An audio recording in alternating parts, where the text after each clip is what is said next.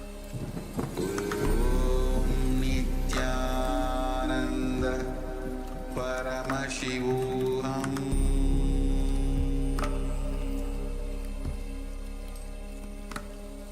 Om Nithyananda Paramashivoham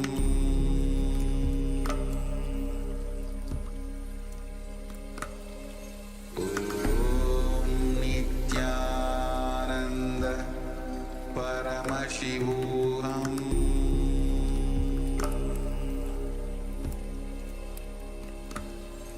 Om Nithyananda Paramashivoham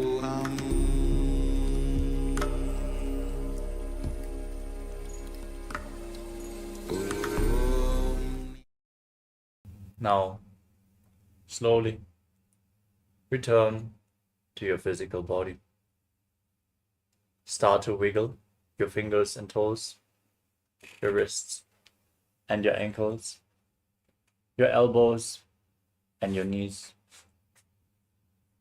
Pull your knees towards your chest and rock your body from side to side as you slowly return to a comfortable seated position.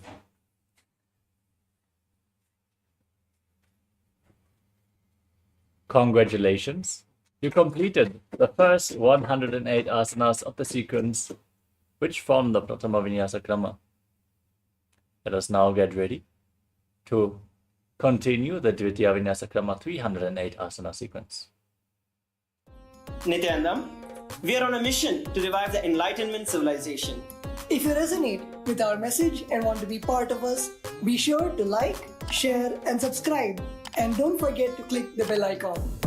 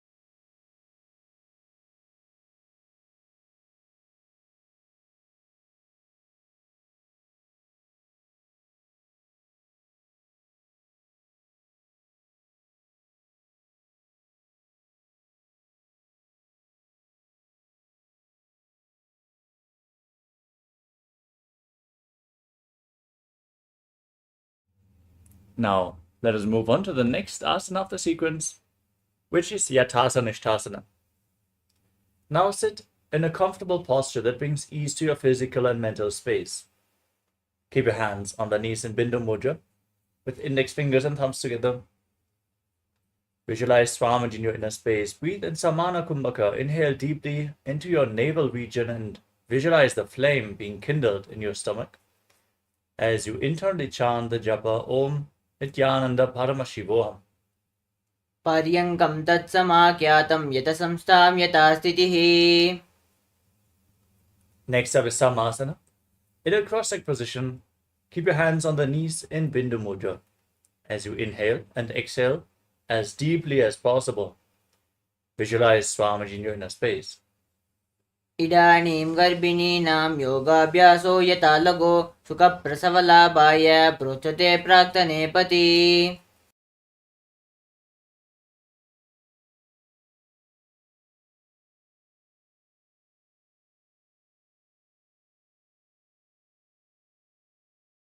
Next up is Muktasana. As you keep the left heel against your perineum, place the right foot on top of the left foot. Now, keep your hands flat on the knees, gaze to the tip of the nose, and visualize yourself as a sage liberated by the supreme pontiff of Hinduism. निपीड्य सीविनीं सूक्ष्मां दक्षिणेतरगुल्पतः वामं याम्येन गुल्पेन मुक्तासनमिदं भवेत्.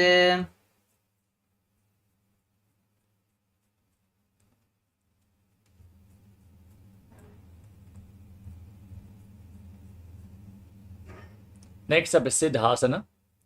Now shift your gaze up towards your third eye.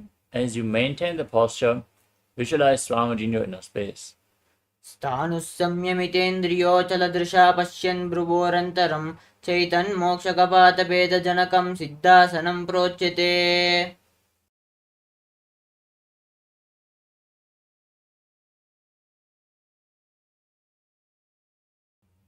Next up is Siddhyasana.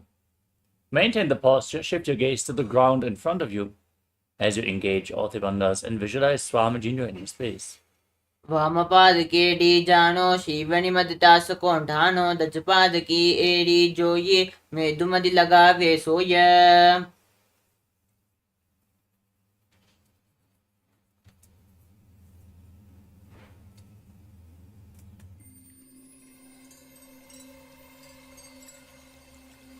I welcome you all with my love and respects. Let you all open all your three eyes. Om Nithyananda Paramashivoham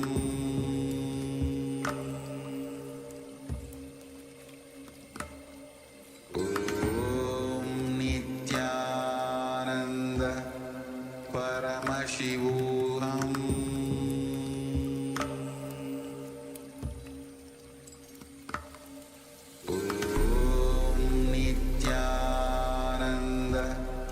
Paramashivoham Om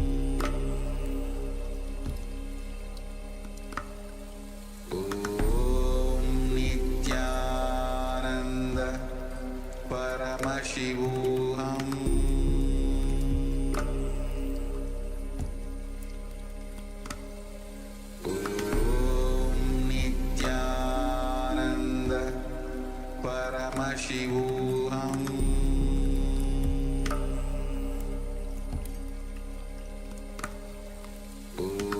Om Nithyananda Paramashivoham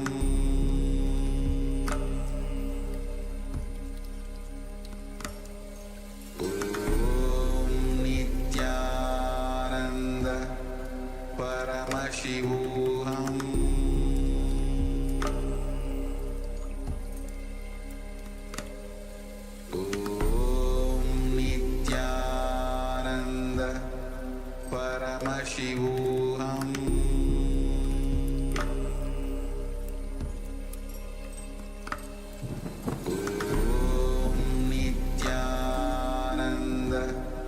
Paramashivoham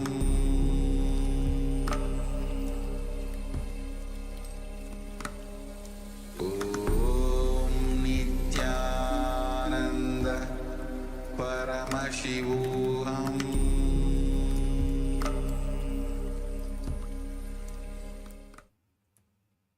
Nithyananda. Sorry for the interruption. Let us now move on to the next asana of the sequence.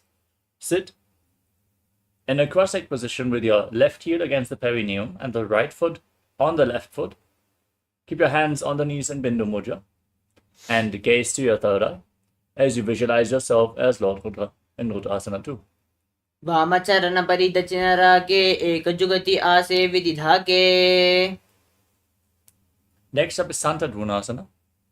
From the same position, shift your gaze to the tip of the nose and embody tranquility and an unshakable nature. आसन की गुणमन की चंचलता meet. Now, cup one palm over the other in front of your navel in Samputa Mudra, resembling a lotus flower, as you visualize Swamiji in Siddhasana 2. ऋजुकाय समाशीन सिद्धासनमुदीरितं प्रसार्य भुवि पादौ दोर्भ्यामङ्गुष्ठमादरात्. Next up is Bandha Yoni Asana.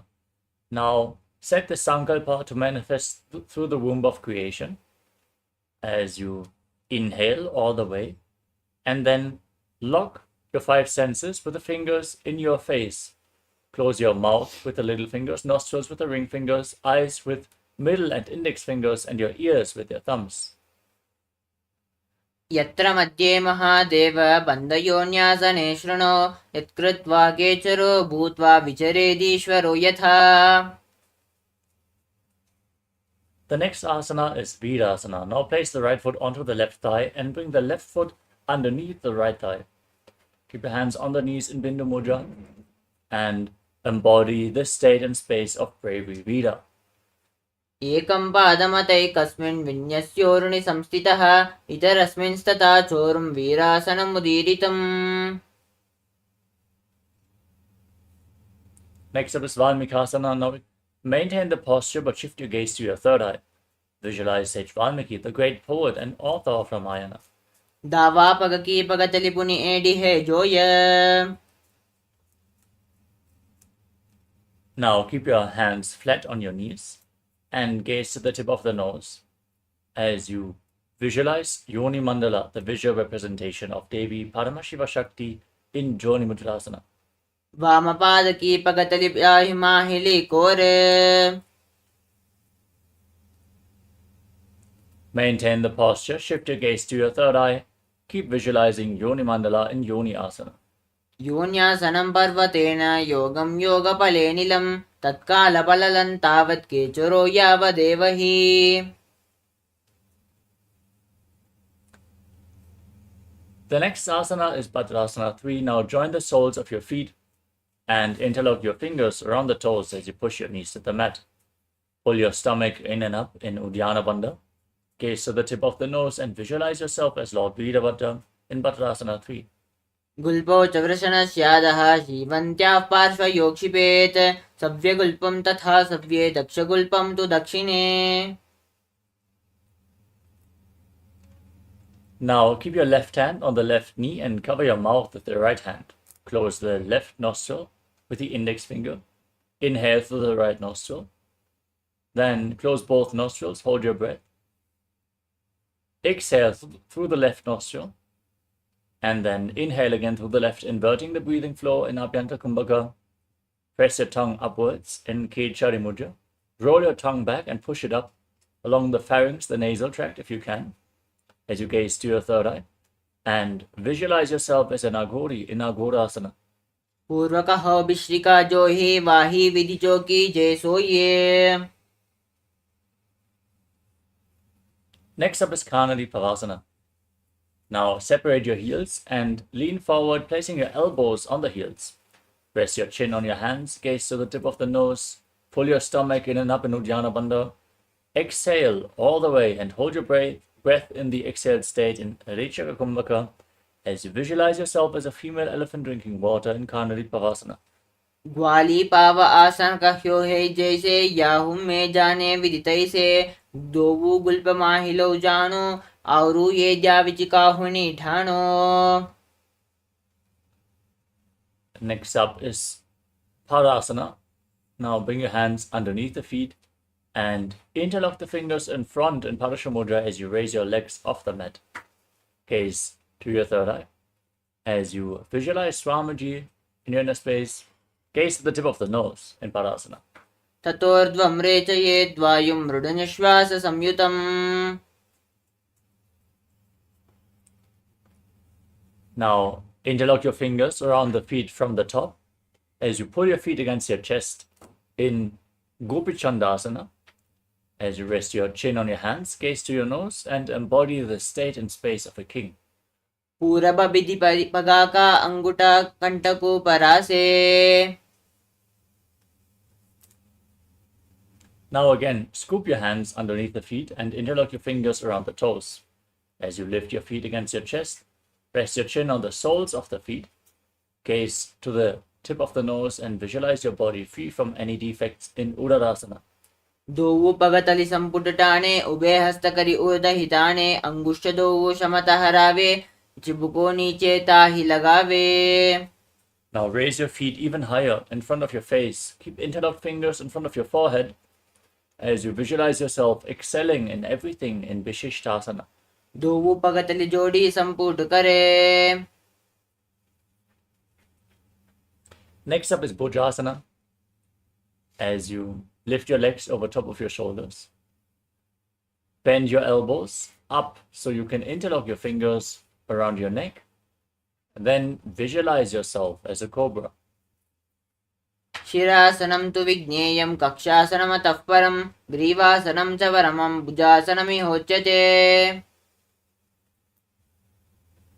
Next up is Kalyanasana. Now bend your elbows down, keeping your legs over top of your shoulders. Bring your hands behind your back and interlock your fingers if you can, as you gaze to the nose and visualize yourself as a beautiful, auspicious goddess. दोवो हातपगं वीचा आणे तिनको गोडानी चेटाने बहुरी पाक्यात बाहर ल्यावे पुनयुगति IC तहरावे.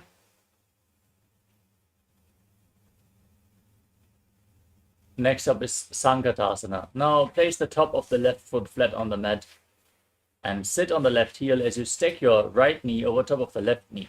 Keep your hands on opposite knees as you gaze forward in Vaishnavi Mudra.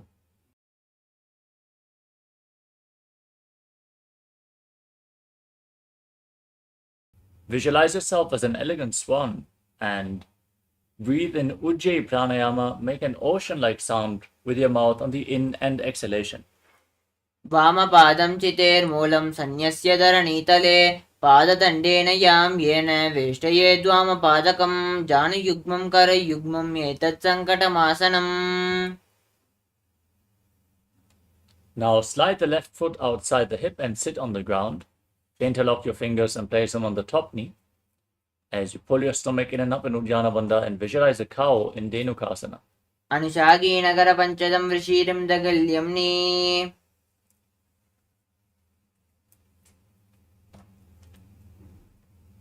The next asana is Machandrasana. Now place the right foot onto the left thigh and bring the left foot onto the right knee.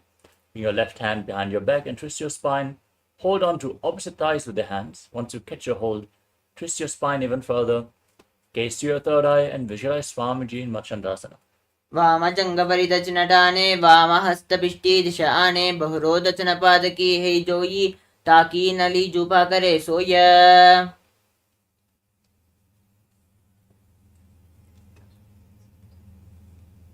Next up is Machandrasana 2. Now untwist your spine, hold on to the feet, and lean forward and down, placing your forehead on the mat. Bring your navel towards the heels as you visualize Swamiji and breathe in Ujjayi Pranayama and Machandrasana 2. प्रथमदी मनोचरण जोयि वामजङ्गपरिराके सोयि ताकी AD कडिशोल्यावे बहुरुजुगति यह और करावे.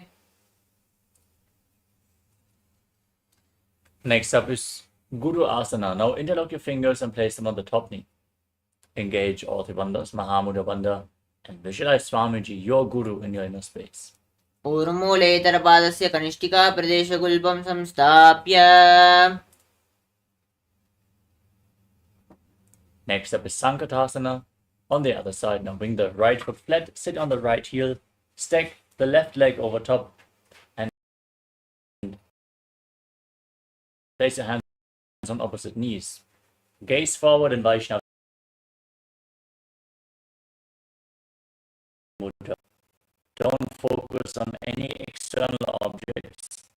Just focus on the object within as you visualize yourself as an elegant swan. वामपादं चितेर्मूलं सन्न्यस्य धरणीतले पाददण्डेन यां येन वेष्टयेद्वामपादकं जानुयुग्मं करयुग्मम् एतत् सङ्कटमासनम्.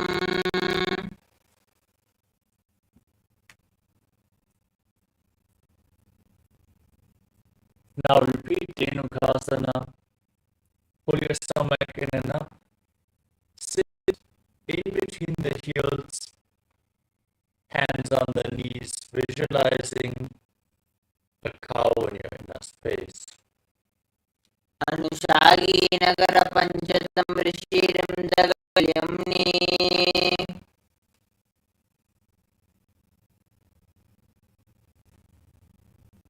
Next up is Machandrasana. Now place the left foot onto the right thigh and the right foot onto the left knee. Bring your right arm behind. Twist your spine, reaching for opposite thighs. As you gaze to your third eye and visualize Swamiji. वामजङ्गपरिदचनडाने वामहस्तपिष्टे दिशाने बहुरोदचनपादकी जोयि ताकी नली जुपकरे सोया.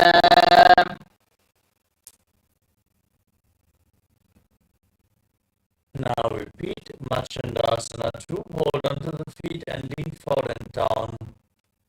Place your forehead on the ground and visualize Swamiji in your inner space.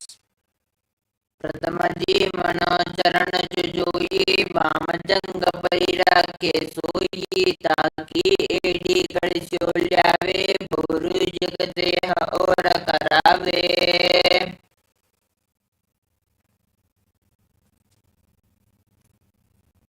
Now rise up, interlock your fingers, place them on the top knee, engage Mahamudra Bandha, all three bandhas, the root lock, abdominal lock, and throat lock. As you visualize your Guru Swamiji in Guru Asana. और मूलेतर पादस्य कनिष्ठिका प्रदेशगुल्पं संस्थाप्य.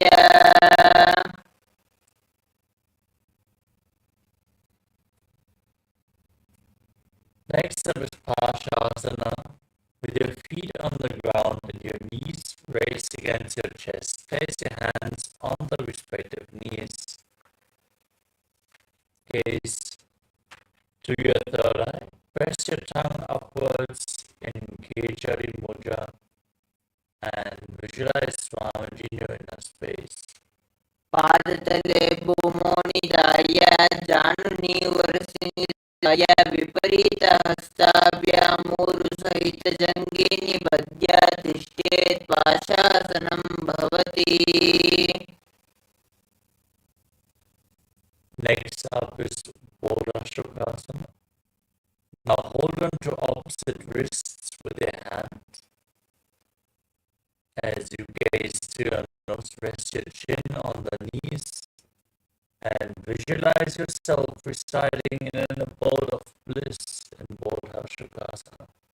दोऊ भगतलि भूपरि तेरे कुर्माहिली ऐसे करे कुर्मिलाई उकड़ बेसे जंगा चाटी अग्रनि बेशे.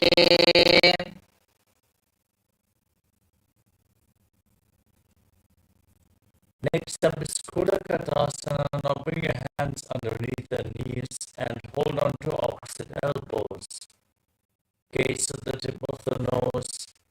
Press your tongue upwards and visualize Swamiji in your inner space. दोऊ हाथ पग बाहर ल्यावे गोडानी चेले तहरावे.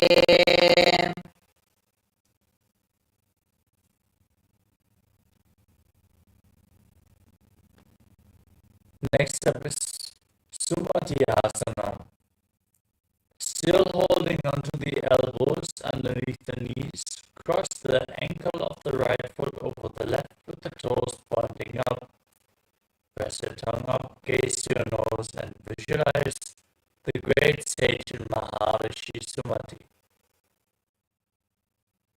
मूलद्वारे धरती परिजाने दावा पगवृद्ध चपद आने.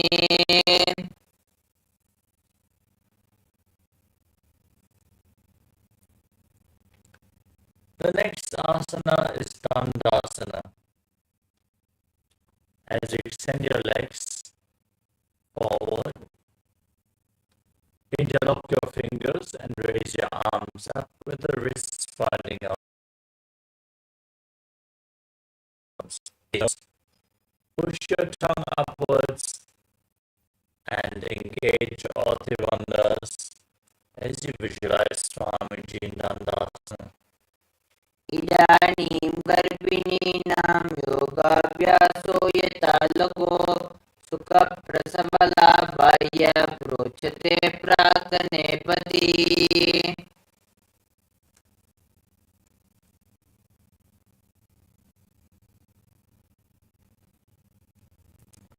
Next up is Paramashivoham. Now lean forward and down and hold on to the big toes in Prana Mudra. As you bring your head towards the knees, inhale through one nostril and exhale through the other without the support of your hands. In Nadi Shodhana, cleansing your nadis. As you visualize Swamiji in your inner space in Arambhasana. दो पग Mileva पसारी पगा का अंगूठा पड़ित कटी लीला टुगलो गोड़ा लगावे.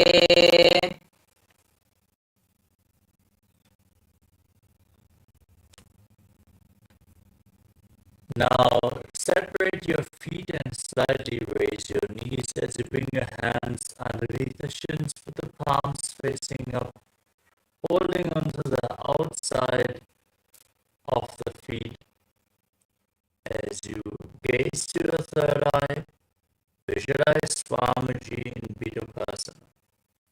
Pramavai do pava pasari kachko urloko gurudo dare.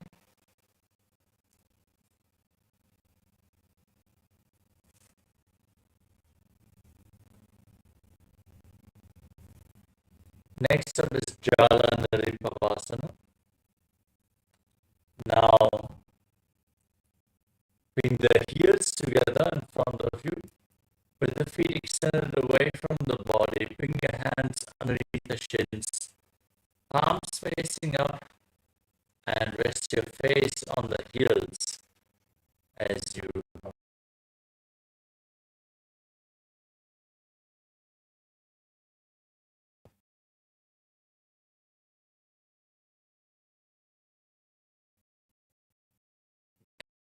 gaze to the tip of the nose, from your face. Do edi maidi rehata pasari.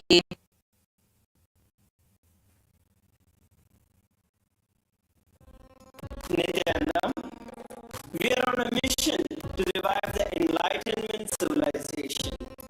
If you resonate with our message and want to be part of us, be sure to like, share, and subscribe.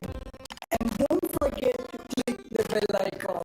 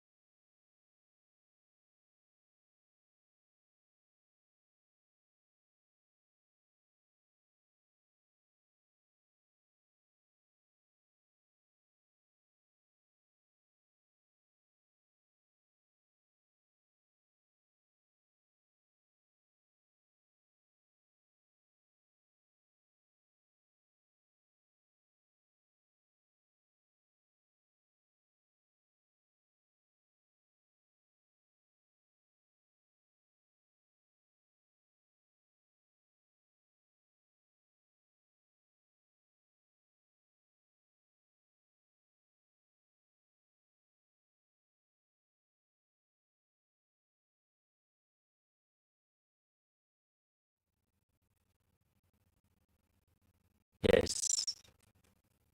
Let us now move on to the next asana of the sequence, which is Urdhva Paschimottanasana. Now extend your legs forward and lift one leg behind your neck. Lean forward and down and hold onto the front foot with both hands. Now breathe in Pratyahara Pranayama. Visualize the prana is flowing upwards through your body in golden light through 9 points of your body, starting from the soles of your heart, the throat, uvula, the center of the eyebrows, the top of the forehead, reaching the crown of your head, the Brahmarandha, as you visualize Swamiji in your inner space. पश्चिमतानवस्थितं कृतम् एकं पादं ग्रीवायां धृत्वा तिष्ठेत्. Now lean back with the legs still behind your neck. Hold on to the foot behind your head as you extend the opposite leg forward. Gaze to the tip of the nose and visualize yourself being infinite, endless, eternal in Anantasana. उत्तानशयनी एकैकं पायिग्रीवायां विन्यस्य. Now roll onto the side of the hand which is holding onto the foot behind your head. Gaze to your nose and feel in complete control in Ankushasana. उत्तानसहित एकैकं पादं ग्रीवायां कुर्वन्.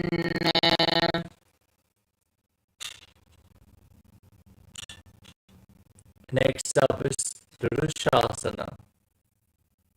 As you lay down on your back, lift your knees against your chest and circle your legs with your arms and rock your body from side to side as you visualize Swamiji in your inner space. Still focus on the upward flowing prana and Pratyahara Pranayama. उत्तानशयनं जानने हृदयेवष्टम्बा जङ्घासहित ऊर्णिकरद्वये बद्ध्वा सव्यापसव्यं लोडयेत्. ऋषासनं भवति.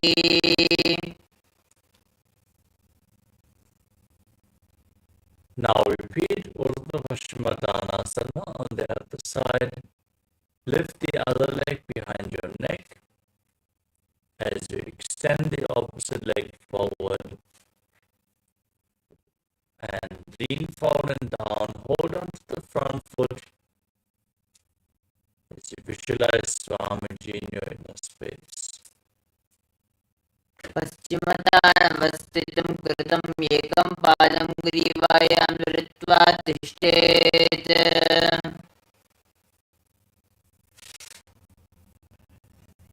Now lean back with me.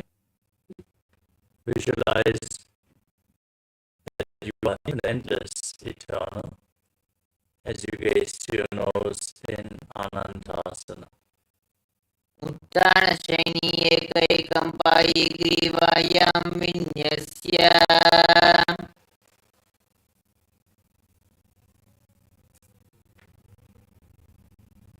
Next up is Ankushasana. Now roll onto the side of the hand holding onto the foot. Gaze to your nose and feel in complete control in this asana. उत्तानशयित एकैकं पादं ग्रीवायां कुर्वन्.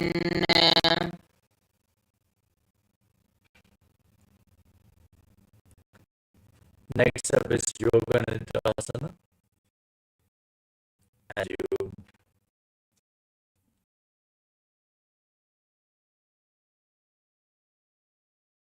take one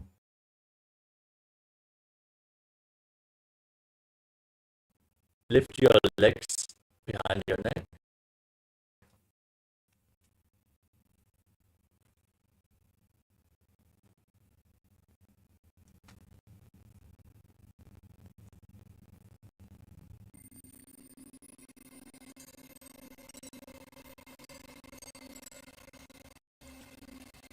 I welcome you all with my love and respect. Let you all open all your three eyes.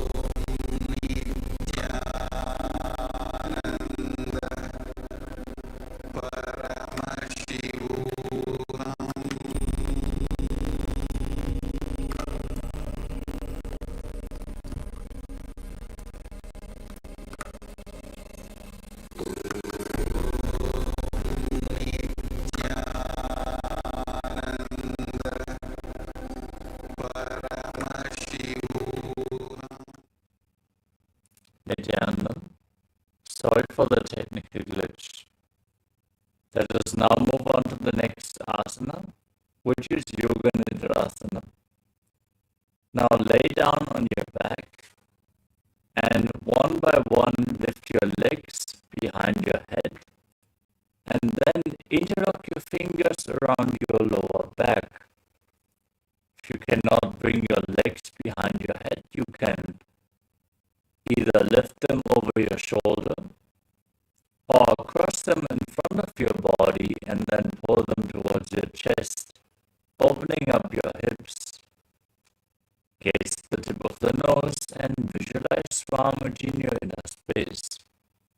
पादाभ्यां वेष्टयेत् कण्ठं हस्ताभ्यां वृषबन्धनं तन्मध्ये शयनं कुर्यात् योगनिद्रा सुखप्रदा.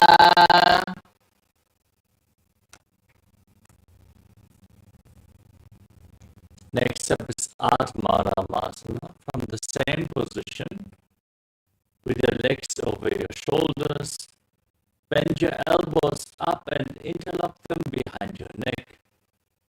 Gaze to the tip of the nose and visualize Lord Vishnu blessing you from within. आत्मा राम आसन प्रथम सूदो सोवे.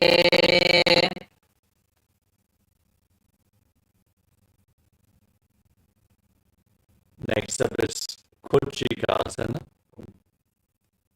As you lay on your back, pull your knees against your chest and extend your arms out to the side.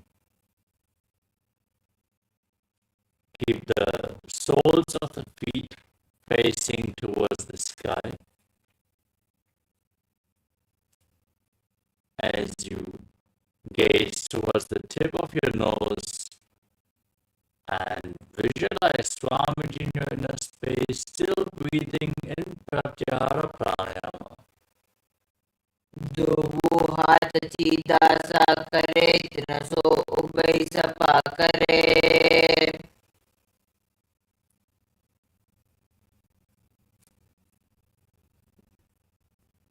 Next up is the Jatara Parivritti. From this posture, with your knees against your chest, your arms extended out to the side, drop one knee to the side and extend the opposite leg down. This is the first of 3 steps. Now bend both knees to the side and now extend both legs to the side. Hold your feet with your hands and gaze in the opposite direction. Visualize Swamiji in your inner space and breathe in Pratyahara Pranayama. As you return to the center position,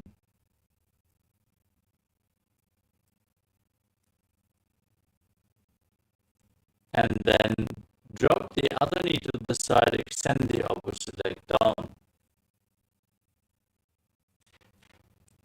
Now bend both knees to the other side. Extend your legs, hold on to the feet, and gaze in the opposite direction in Jatara Parivritti. परिवृत्ति कुक्षि भागे त्रिधा हि परिकीर्तितः बद्धकोणं सुप्तकोणम् ऊर्ध्वकोणमतापि च.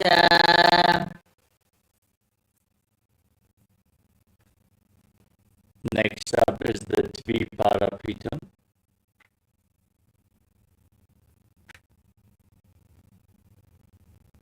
As you lay on your back with your feet flat, hold onto your ankles and raise your hips up high. Off your throat, breathe in Murcha Kumbhaka. Push the air upwards against the throat lock as you gaze to the tip of the nose and visualize yourself as sturdy as a bridge. प्रतिक्रियायुधं द्वन्द्वपीठः सर्वबलप्रदम्.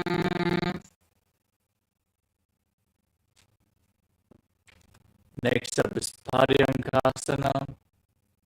Now bring your hands over your shoulders, fingers pointing towards your body. Raise your entire body off the mat and push your hips up high. Breathe through your nose. Lead the prana along your spine and Sahasrara Kumbhaka. As you visualize yourself as sturdy as stone furniture in Paryankasana. उत्तानशयनं मस्तजलाभ्यां भूमिं वष्टभ्य. Next up is Shodhanasana. As you lay down on your back, pull your knees against your chest and keep your hands on the respective shoulders, moving your hips in a circular motion as you visualize yourself as a dog playfully rolling around on its back in Shodhanasana. शववच्चरीरं संस्थाप्य जानुनी सम्मील्य नाभोवानीय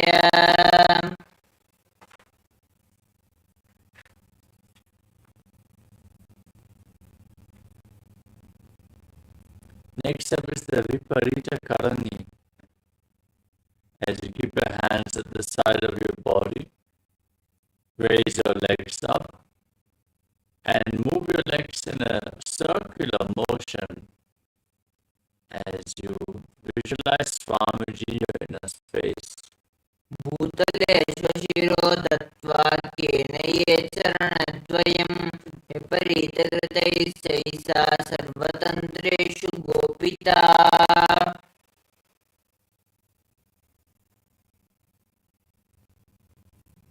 Now stop the movement of your legs. Keep the toes pointing up in Viparita Karani too.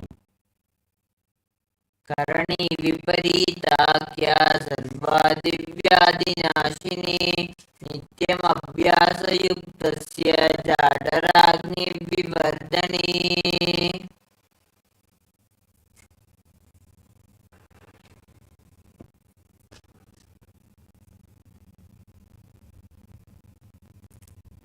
Next up is Langalasana. As you drop the feet down over top of your head, bring the toes to the mat and interlock your fingers behind your back in Parashamudra, hands on the ground. Visualize yourself as a plow in Langalasana. ग्रीवाखण्डेन भूमिं विष्टम्ब पादाग्रद्वयमुदमुन्नयेत्.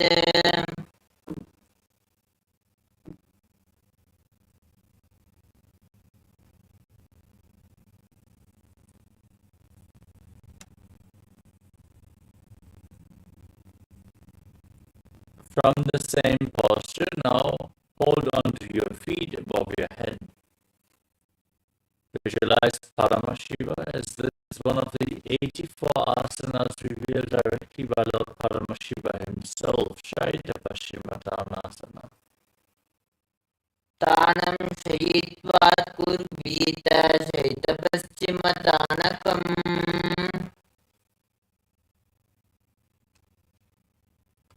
Next up is Supta Konasana. Now hold onto the feet and separate your legs as you keep your hips above the shoulder level. Visualize Swamiji in your inner space in Supta Konasana.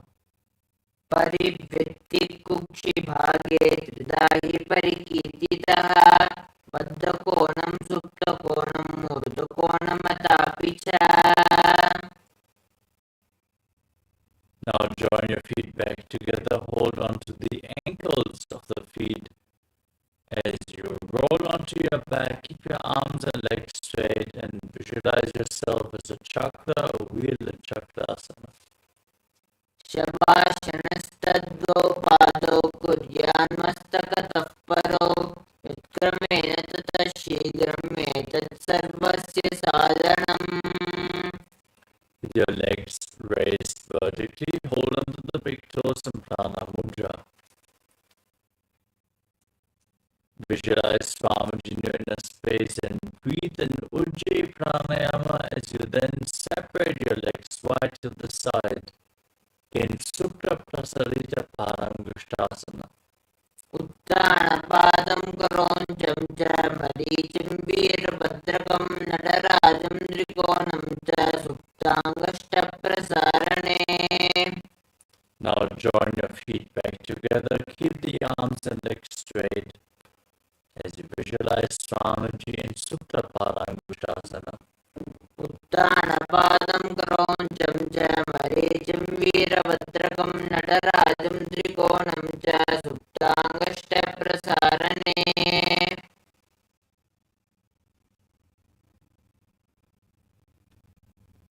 Next up is Matsyasana. Now cross your legs into Padmasana and bring your knees to the mat. As you bring your arms over top of your head, hold on to opposite elbows, gaze to your nose and visualize Matsya, the fish avatar of Lord Vishnu in Matsyasana.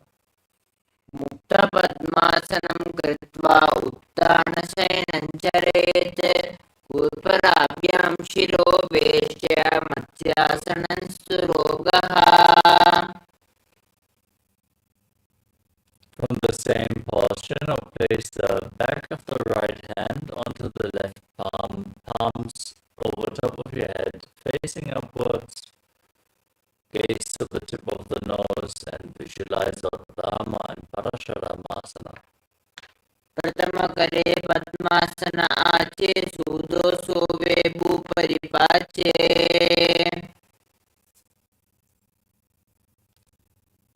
Now raise your knees and support your lower back with your hands, elbows resting on the ground.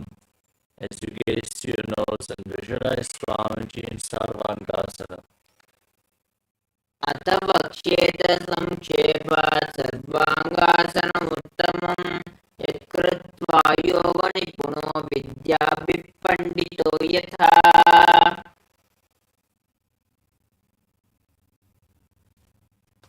Now lay on your back and keep one foot on the opposite thigh. As you put your knees to the chest, extend your arms up over top of your head. Hook your fingers forward like the stinger of a scorpion as you touch into the chest. Lock your throat in Janavanda. Gaze to your third eye and visualize yourself as a scorpion in Vrishchikasana. प्रथमशयनो सूदो शीर्षके शिखि सन्धि सुधाके. Now exchange the position of your feet. Repeat Vrishchikasana, the scorpion posture on the other side. प्रथमशयनो सूदो शीर्षके शिखि सन्धि सुधाके.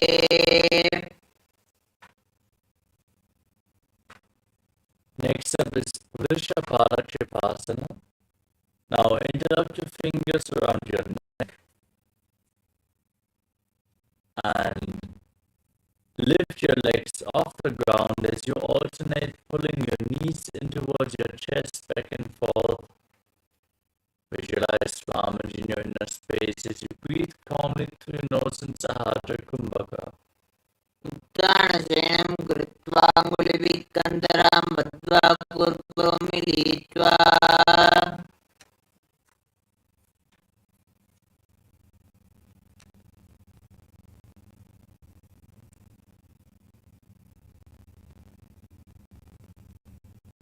Next up is Maruttanasana.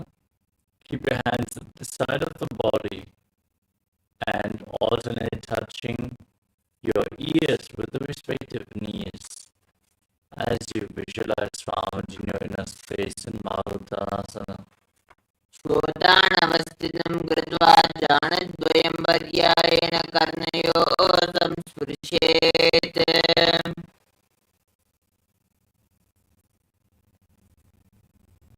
The next asana is Vrikasana.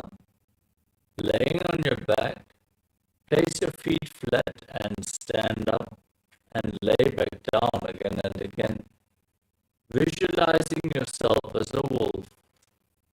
उत्तानशयनं कृत्वा पादताभ्यां भूमिं धृत्वा उत्तिष्ठेत्. वृकासनं भवति.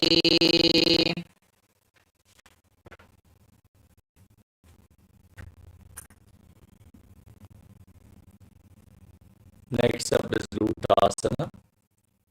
Lay down on your back and roll over completely as you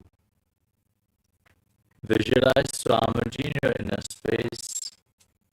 Roll over again and again. Finally, lay down in a prone position on your stomach. उत्थानशयनं पादौ शिरोलङ्घ्य भूमौ स्थापयित्वा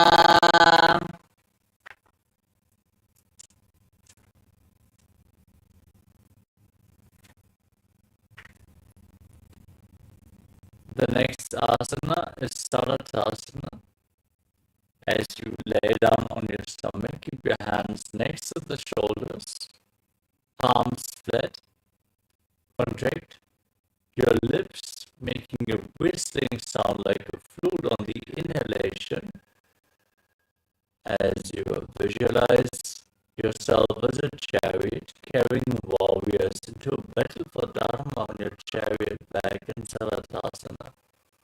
नित्यशयनं कृत्वा नाभिं भूमौ निधाय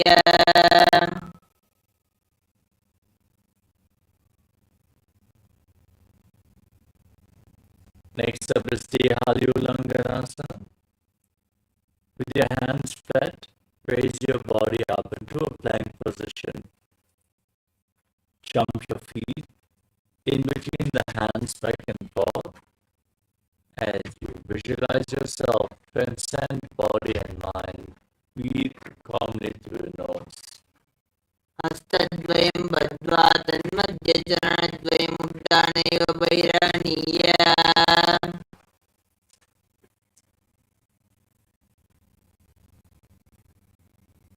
Now rise up from a standing position, lean forward and down, placing your hands on the ground. Walk around on hands and feet as you visualize yourself as a wise 60-year-old elephant. अथ जाड्यासनं वक्ष्ये येन जाड्यस्मरो भवेत्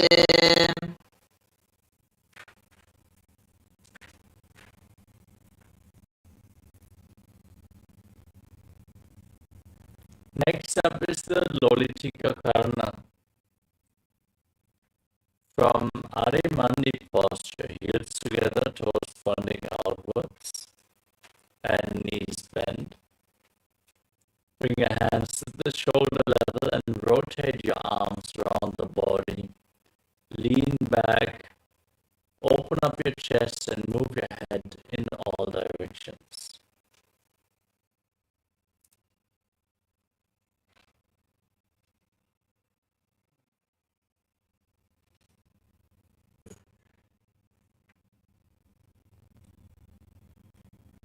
Next up is Sarapasana. If you have a rope available, tie your feet with that rope. Keep your body completely straight, your elbows close to your waist, your hands on your thighs. Visualize your Kundalini Devi is rising and curling upwards around your body.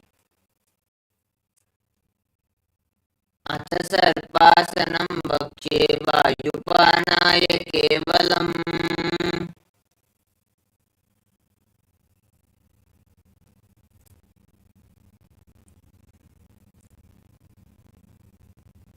Now lean forward and down. Place your hands on the ground and hold onto the front of your feet, keeping your hands and fists. Visualize and move your body like a camel in Ushtrasadhanasana. मुष्टिकनिष्ठिकाप्रदेशेन भूमौ निधाय उपरि पादतले संस्थाप्य उष्ट्रावतुष्ट्रासाडनं भवति Now from the same posture, hold onto the feet from the side. Walk around with your hands and fists, visualizing yourself as a horse in Ashvasana. मुष्टिकनिष्ठिकाप्रदेशेन भूमौ निधाय उपरि पादतले संस्थाप्य अश्वावच्छरीरचलनीयम् अश्वासनं भवति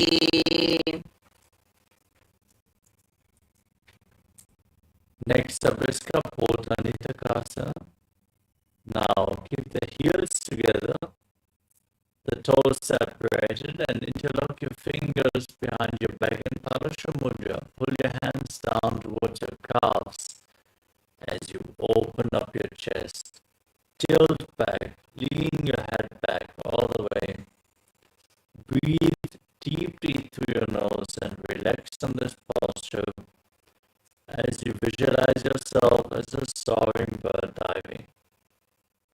जले भूमो निजाय पृष्ठभागेन हस्तौ जङ्घापर्यन्तं नीत्वा. Next up is the Tala Pushpa Bhutan Karana. From Arimandi, with your hands in Namaskara Mudra in front of the chest. Bow down to one side. Open up your palms and raise the respective heel again and again as you repeat the movement on both sides, visualizing yourself holding a bouquet of flowers and offering it to Paramashiva.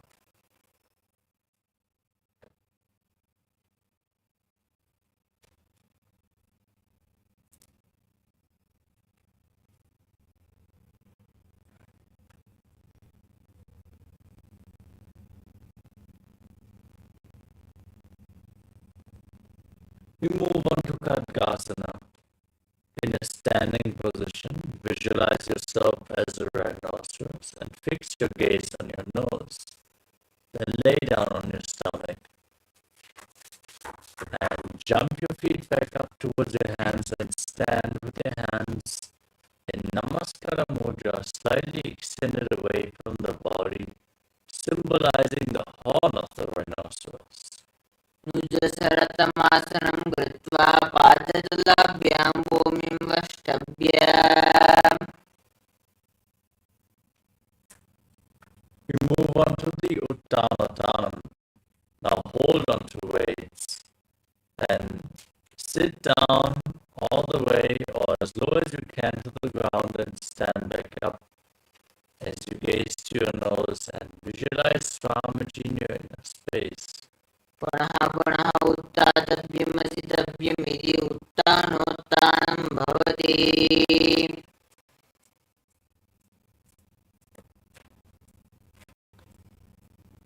Next up is Musalasana.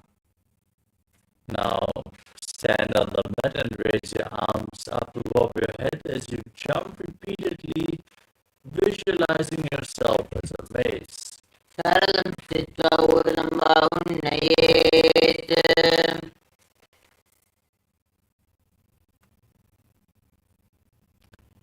Next up is Ucheshakasana. From a standing position, lift one foot against your chest with both hands, then sit down and stand back up with the other leg. Alternate on both sides, gaze to your nose and visualize Swamiji. हस्तद्वयेन धृत्वा तिष्ठेत्.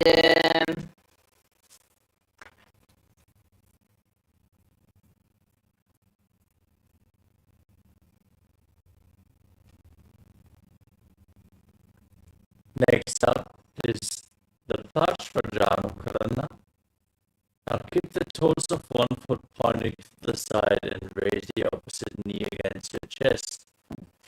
And circle the raised knee with your arm, keeping the hand in the fist and placing the other hand on the inner thigh.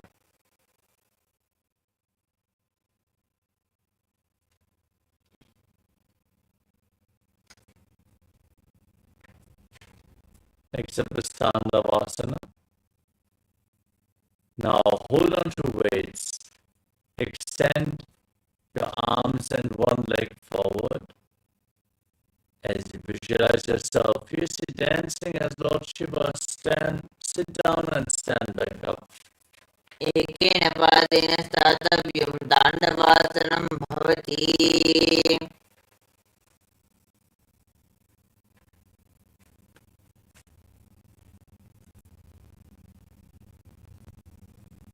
Next up is Brahmanasana.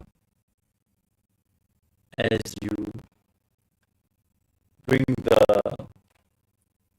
right foot towards the inner opposite thigh, keep your hands relaxed by the side and visualize Lord Brahma blessing you from within.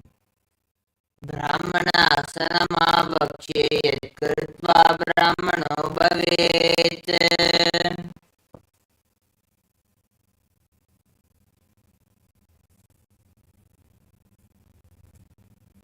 Now bring the raised foot over and around the opposite knee, tucking the toes behind. Now bring one arm below the other, join your hands in Namaskara Mudra and visualize yourself as Lord Garuda.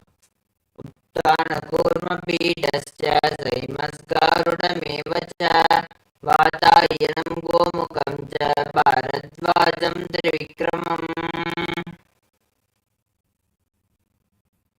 Now bring the right foot onto the left thigh and keep your hands relaxed by the side as you stand on one leg and visualize Swamiji in Ekapadasana.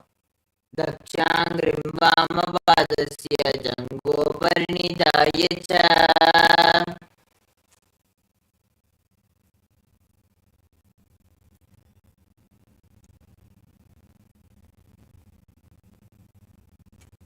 Next up is Truvasana, the Posa posture.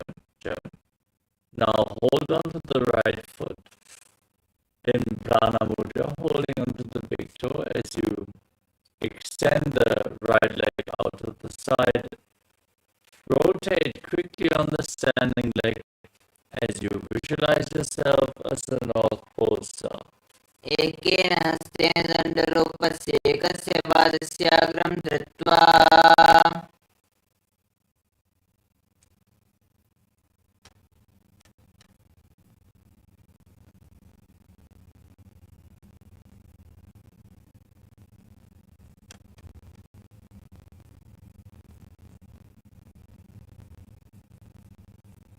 Next up is Trivikramasana.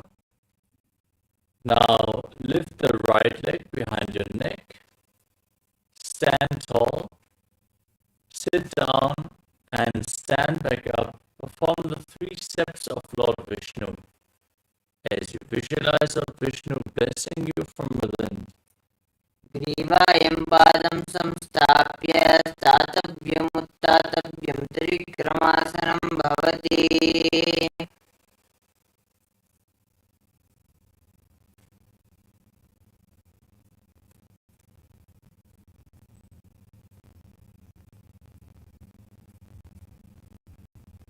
Now repeat the Parshvadranukarana on the other side. Lift the other knee up and circle with your arm with the opposite hand on the thigh.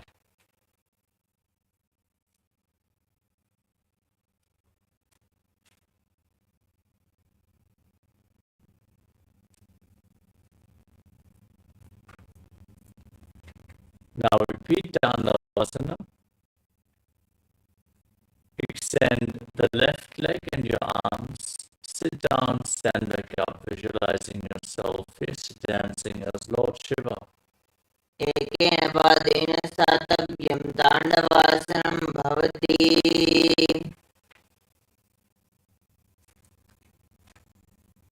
Now repeat Brahmanasana. Now raise the left leg against the inner right thigh. The hands by the knees. Visualize the Brahma blessing you. ब्राह्मणासनमावक्ष्ये यत् कृत्वा ब्राह्मणो भवेत्. Now bring the left leg over and around the right knee, tuck the left toes behind the right calf. Bring the left arm below the right and join your hands in Namaskara Mudra as you visualize yourself as Lord Garuda and Garudasana 3 on the other side. उत्थानकूर्मपीठश्च सैमस्कारुडमेव च Now bring the left leg onto the right thigh and keep your hands by the side as you visualize Swamiji in Ekapadasana. दक्षाङ्घ्रिं वामपादस्य जङ्घोपरिनिधाय च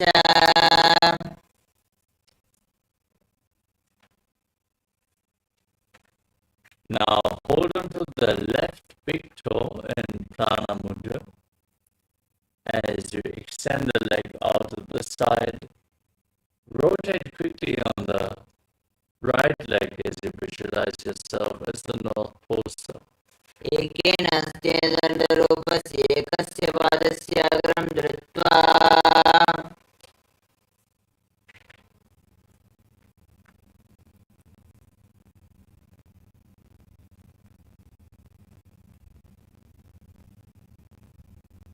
Now repeat Trivikramasana on the other side as you lift the left leg behind your neck. Stand tall, sit down, stand back up. Visualize Lord Vishnu blessing you from within. ग्रीवायं पादं संस्थाप्य स्थातव्यम् उत्थातव्यं त्रिविक्रमासनं भवति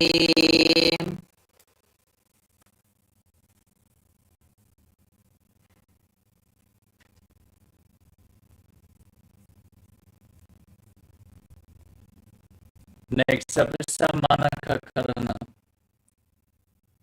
Now stand with your heels touching, toes pointing outwards, your hands by the hips slightly extended away, fingers pointing one by one. Breathe deeply, relaxed from this intense sequence of asanas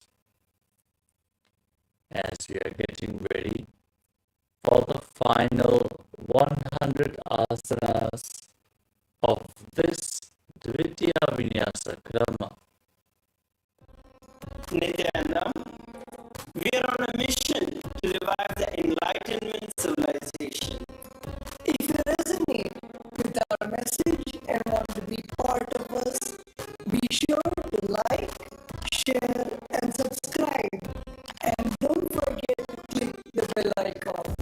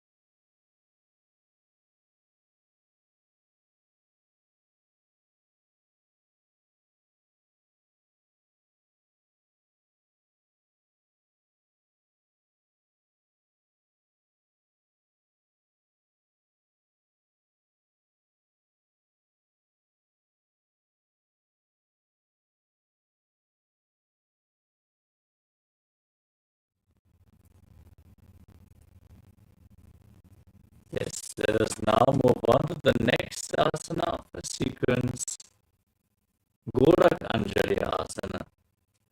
Now squat down as you bring your hands from the outside in between the legs, interlocking the fingers in Parashu Mudra in front of your navel. As you squat down all the way, visualize the great sage Goraknath, founder of the Natha Yoga Hindu Sampradaya. Breathe in Jivachala Kumbhaka. Inhale all the way, hold your breath, and then move the prana freely within your body by the force of your will. प्रथम वो ये बावरे नीचे पुण्य होवे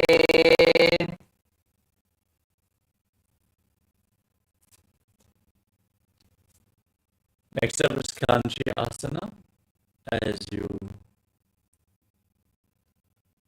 interlock your fingers behind your back, sitting in a squatting position, visualize Swamiji in your inner space. ऊर्मध्यातस्थो निवेश्य नितम्बं धृत्वा पादतलाभ्यां भूमिं वष्टभ्य तिष्ठेत् काञ्चासनं भवति. Next up is Vairasana with the heels together. Keep them close at your perineum. Interlock your fingers behind your lower back and gaze to your navel as you visualize Bhagavan Kala Bhairava, the Lord of Time. दो पग की तल्या की माहिली गौर मिलाई पना पाने उकड़ मुड़वे से. Next up is Varahasana with the heels together. Separate your knees, separate your toes, and join your hands in Anjali Mudra. Place them behind your neck with the fingers pointing down, back straight, gaze to the nose, and visualize yourself as Varaha, the avatar of Lord Vishnu. पगतली की माहिली गौर मिलाई पना पाने उकड़ बेसे. Now hold on to the big toes in Prana Mudra as you raise your hips at the same level as your knees. Visualize Swamiji in Vipitasana. पाशनिद्वेषं मील्य स्थित्वान् धम्मं जानु प्रदेश आनीय. Next up is Bakasana. Place your hands on the ground and bring your knees onto your arms towards your armpits. Lean forward, find balance, lift your feet off the ground and visualize yourself as a crow. हस्ताभ्यां ममणिवष्टम्ब जानद्वेनाभो सम्मील्य.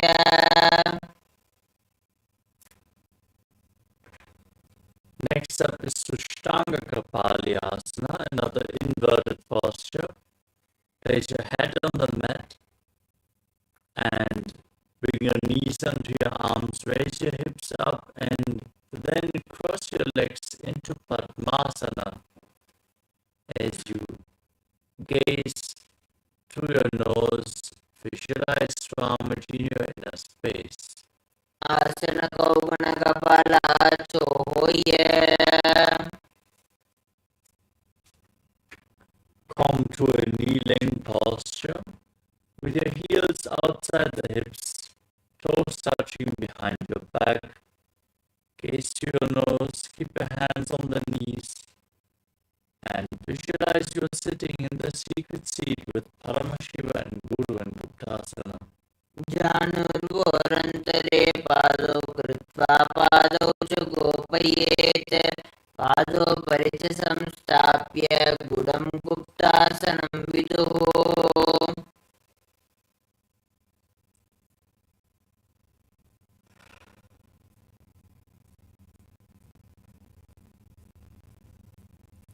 Next up is Vrikshasana 2.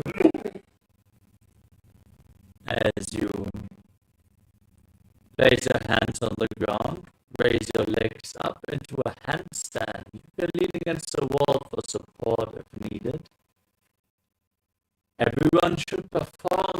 this asana to purify all the 7 chakras as you visualize yourself as a tree with deep roots growing into the ground in Vrikshasana too. सप्तचक्रक्षालनाय वृक्षासनविशेषकान्. Next up is Shivoasana. From the same posture, gaze to your third eye and visualize Tejas energy flowing towards your third eye, rejuvenating your body. द्रौपगजोयि माहि कुल्पमिलाये.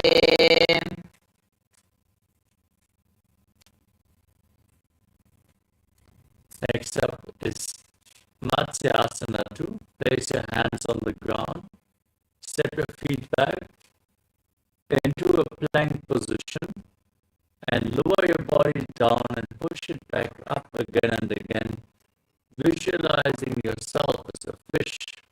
नित्यशयनं कुर्परो पार्श्वभागाय मूर्धकृत्य. Laying on your stomach, place your hands on the hips and move your head and chest from left to right, visualizing yourself as a snake in Sarvasana 2. नित्यशयनं कृत्वा हस्तौ नितम्बं संस्थाप्य पादोदीकृत्य.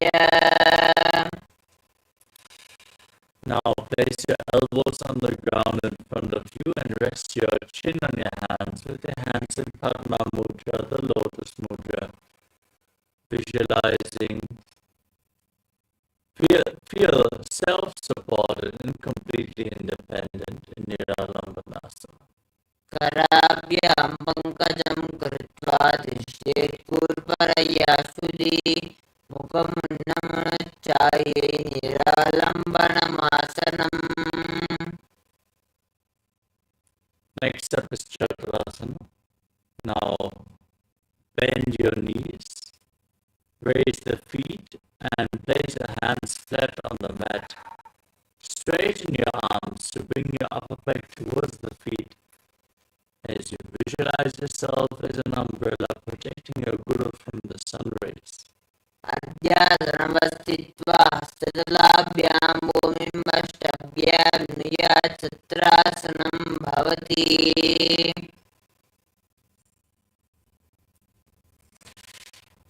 Now come to a kneeling posture, sitting on your heels with the feet flat. Extend your arms out in front, place your palms and your forehead on the ground as you gaze to your nose. And visualize yourself as Vajra, the weapon of Indra, symbolizing indestructibility. इदानीं गर्भिणीनां योगाभ्यासो यथा लघो सुखप्रसवलाभाय प्रोच्यते प्राक्तने पति.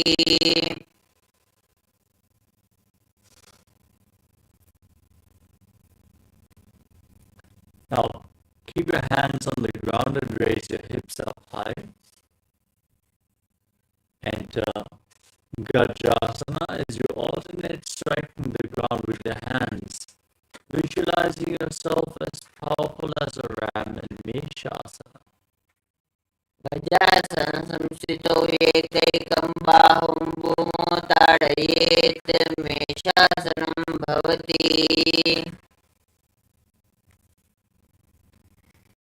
From Gajasana position, hands on the ground, raise your legs up into a handstand and lower your head down towards the ground as you visualize yourself as unborn, existing for all eternity. गजासनसंस्थितौ पादद्वयम् अन्तराले कृत्य.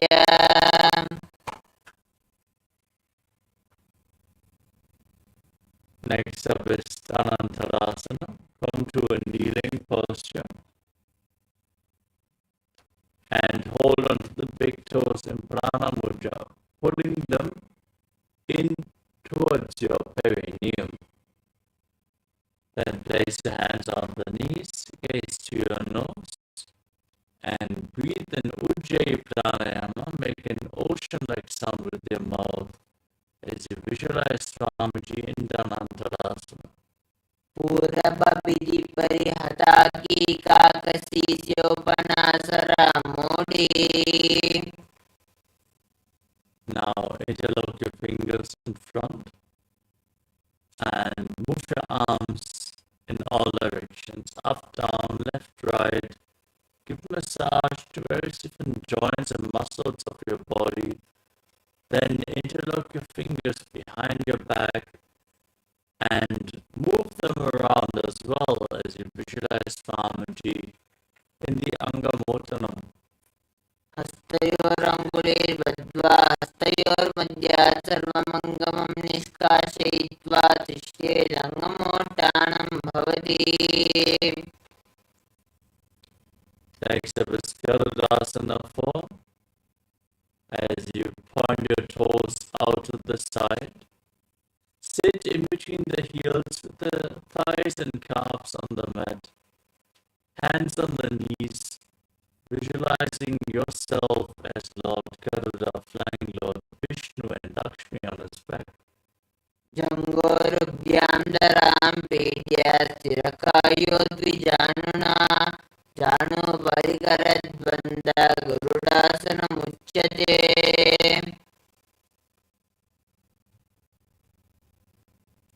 Next up is Ananda Mandirasana.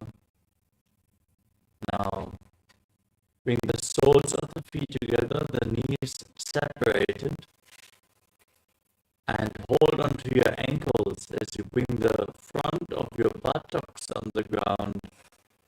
Gaze towards your third eye and visualize yourself residing in the blissful space of a temple. अथ वक्षे वीरनाथ आनन्दमन्दिरासनं यत्कृत्वा अमरो धीरो भवत्येवेह साधकः.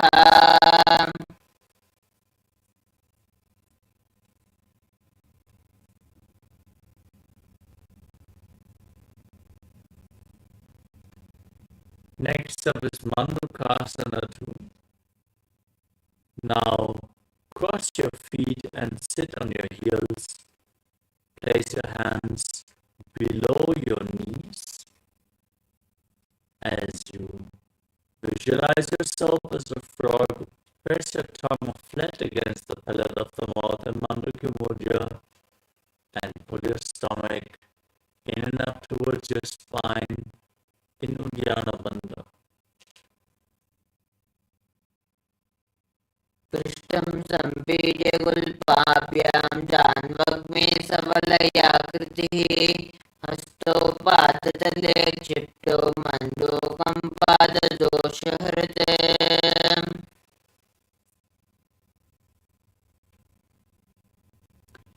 Next up is Narasimhasana. As you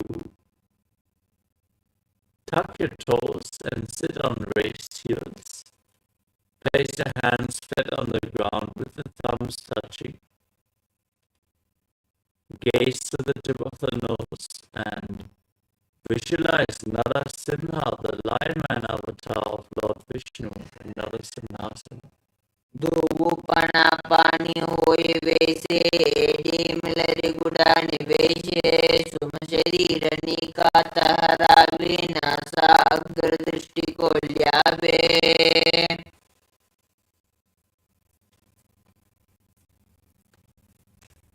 Next up is Vrishakasana.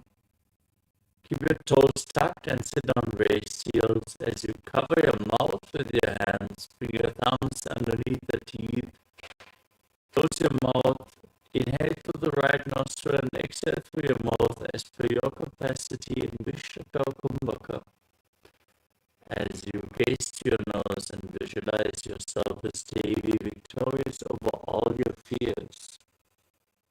धूपगां की AD जोई गोड़ाम फणवान पुने होये गोड़ा जंगादर करी रहे आड़े बाह इसी विद्रके.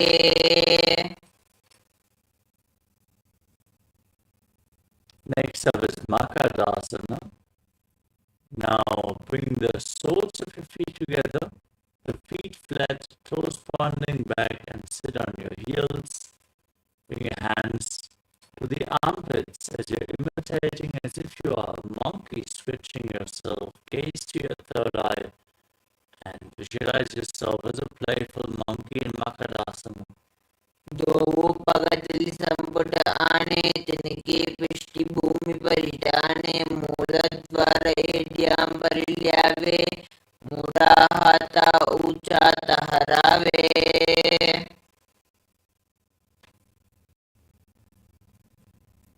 Next up is Vajrasangarasana.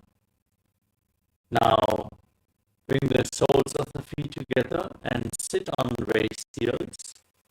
As you separate your knees and hold on to opposite elbows behind your back, gaze to your nose and embody diamond-like strength for you and your Sangha, your spiritual community. प्रथम पना पानी होई बेसे दो एड़ गुड़ा निवेशे घोड़ा उबारा के दिया आड़े वाय पसारे धीरा. Now cross your feet and sit on your heels with your knees on the ground, separated. Place your hands on the ground next to your body. As you gaze to the tip of the nose, visualize perfect health beyond any and all physical or mental ailments. As you pull your stomach in and up in Uddiyana Bandha and internally chant the Mahavakya Om Nithyananda Paramashivoham in Kanjanasana. कंजनासनमा भक्ष्ये यत्कृत्वा सृष्टिरो भवेत्.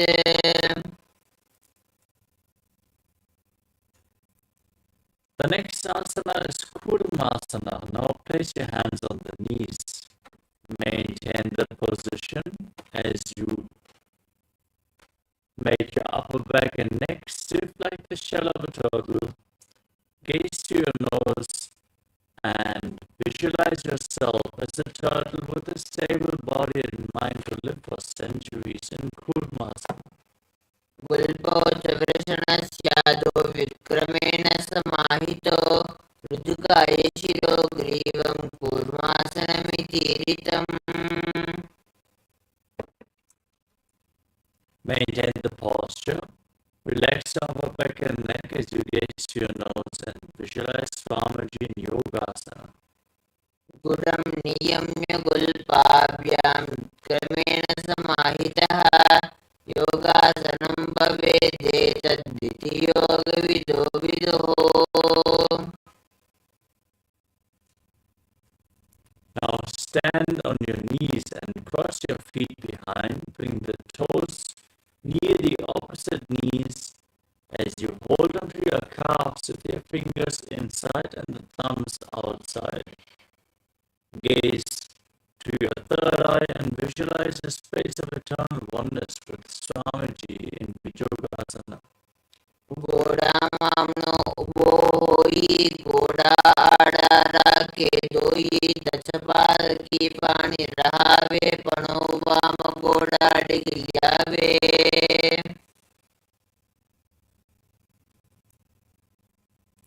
Next up is Ushasana 2.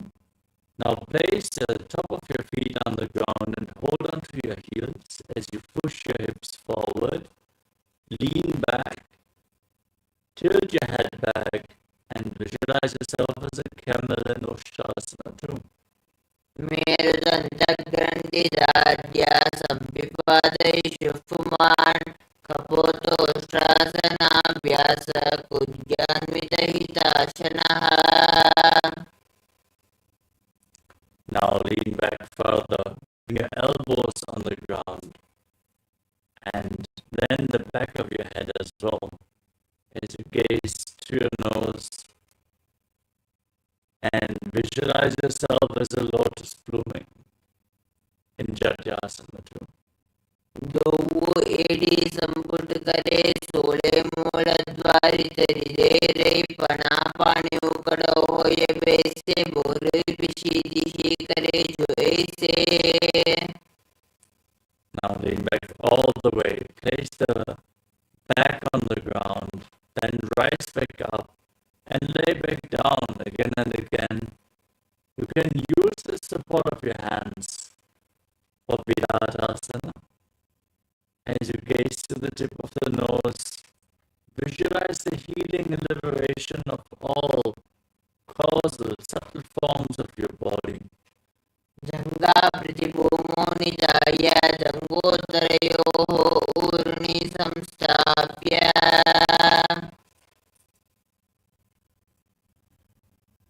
Next up is Kapodasana. As you lean back all the way, bring your hands over top of your shoulders, your forearms on the ground. Try to hold on to your feet and bring your head in between the heels. As you visualize yourself as a beautiful dove. Medantagranti Dadya Sambipade Puman Kapoto Strasana Vyasa Kuryamita Hitasana.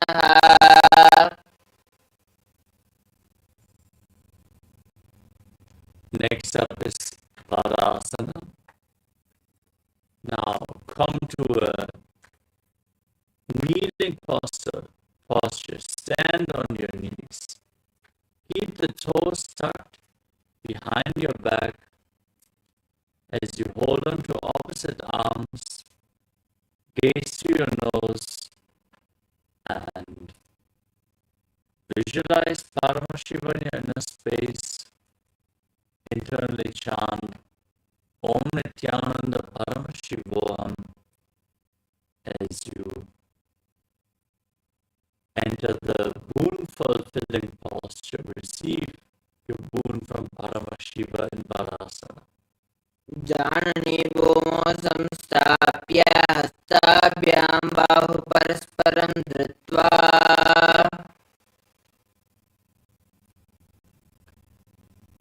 Next up is Varahasana 2. Now bring your forearms on the ground and rest your head on your hands. Sit on raised heels as you visualize yourself as Varaha, the boar avatar of Lord Vishnu. Suryam Chandram Vedanani Asanani Nikatyate.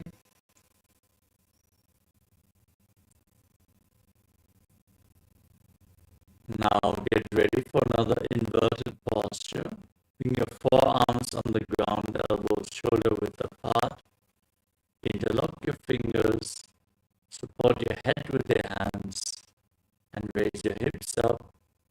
As you walk your feet forward, align hips with shoulders and raise your legs up into a headstand. As you extend your legs, gaze to the nose, breathe in Sahadra Kumbhaka and visualize yourself as a lock tree in Mundasana. Adho Mundasanam Bhakshe Sarvesham Praninam Sukham Urdhvamargye Pade Dattva Dharayen Marutam Siddhi. Now gently lower your legs down and come to a kneeling position. Sit on your heels with your feet flat and lean forward and down. Bring your head between the knees. Hold onto your head and keep the elbows outside the legs. As you inhale through your nose and exhale through your mouth in Sahadra Kumbhaka. Gaze to your nose and visualize Swamiji in Andasana. Pratama Pagatali Samatharave Kurmahili Ube Milave.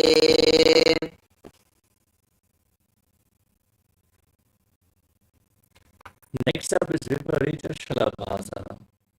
Now lay down on your stomach and extend your arms up over top of your head.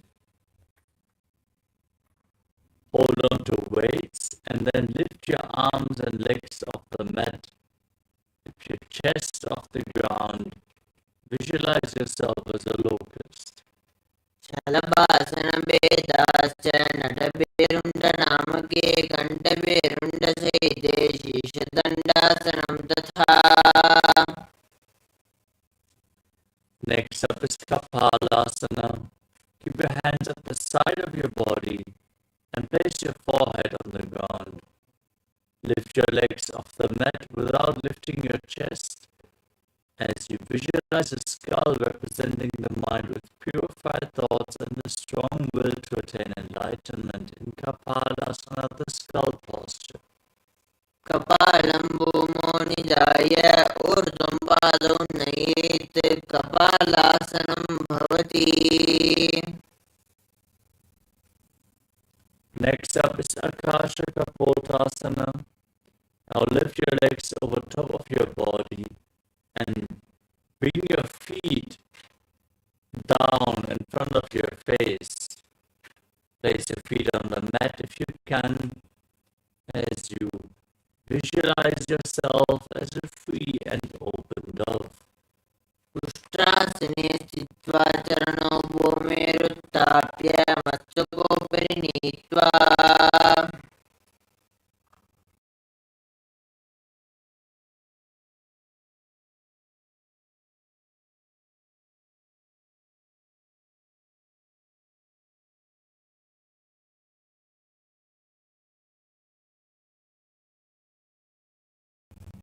The next asana is Chatakasana. From a kneeling posture,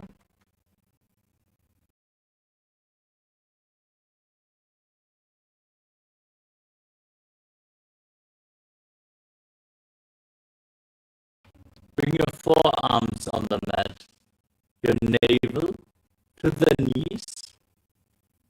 Be stable and sturdy as you visualize yourself as a sparrow. कूर्परपर्यन्तौ हस्तोदरामवष्टम्भ जानुनी नाभौ सङ्कुञ्च्य तिष्ठे चटकासनं भवति.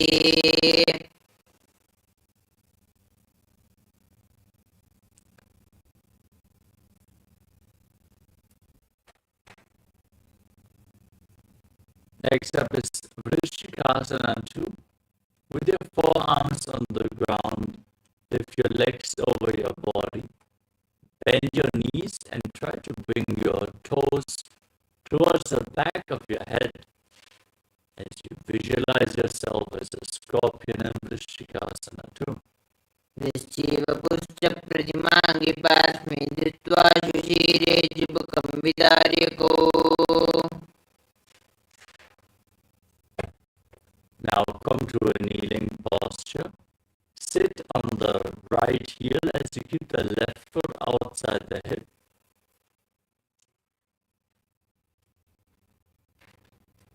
Then keep your hands on the ground in front of your body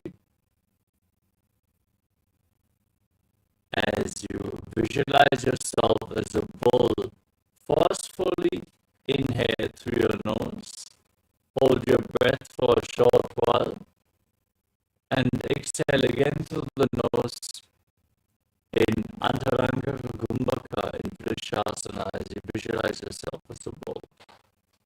याम्यगुल्पे पादमूले वामभागे पदेतरं विपरीतं स्पृशेत् भूमिं वृषासनमिदं भवेत्. Next up is Rolasana. Now push your hands into the mat. Lift your entire body off the ground and cross the toes of the left foot over the right. Balance on your arms as you visualize Swamiji in your inner space. लोलासनं सदा कुर्यात् वायुलोलापघातनात्. Now sit down on the left heel, keeping the right foot outside the hip. And gaze forward in Vaishnavi Mudra. Don't focus on anything external as you visualize yourself as a bull and forcefully breathe through your nose in Vrishasana. याम्यगुल्पे पादमूले वामभागे पदेतरं विपरीतं स्पृशेत् भूमिं वृक्षासनमिदं भवेत्. Now place the right foot flat and tuck the toes of the left foot as you sit on the left heel. Keep your hands on the respective knees and visualize Balagunahaya, one of the 84 siddhas in your inner space in Balagunasana. आसन को गुण जल विकार जाई. Now raise up and squat. Om Nithyananda Paramashivoham. Om Nithyananda Paramashivoham. Om Nithyananda Paramashivoham. Om Nithyananda Paramashivoham. Om Nithyananda Paramashivoham. Om Nithyananda Paramashivoham. Om Nithyananda Paramashivoham. Om Nithyananda Paramashivoham. Om Nithyananda Paramashivoham. Om Nithyananda Paramashivoham. Om Nithyananda Paramashivoham. Om Nithyananda Paramashivoham. Om Nithyananda Paramashivoham. Om Nithyananda Paramashivoham. Om Nithyanandam. So I welcome all of you on today's day 18 of Paramashivoham Level 2. So let's start with the Satgurundam. So let's join our hands in Namaskar Mudra. Nithyanandam Paramasukhadam Kevalam Jnanamurtam Dvandvatitam Gagana Sadrusham Tattvamasyadiraksham Ekam Nityam Vimalamachalam Sarvadhi Sakshibhutam Bhavatitam Triguna-rahitam Sadgurum Tam Namami.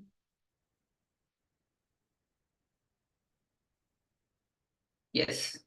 So now, as we have finished our yoga session of 308 intense Dhutivinasa practice, KAILASA's Nithyananda Yoga,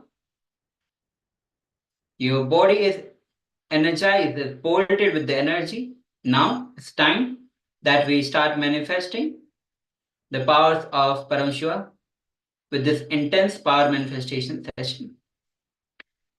So as we begin, today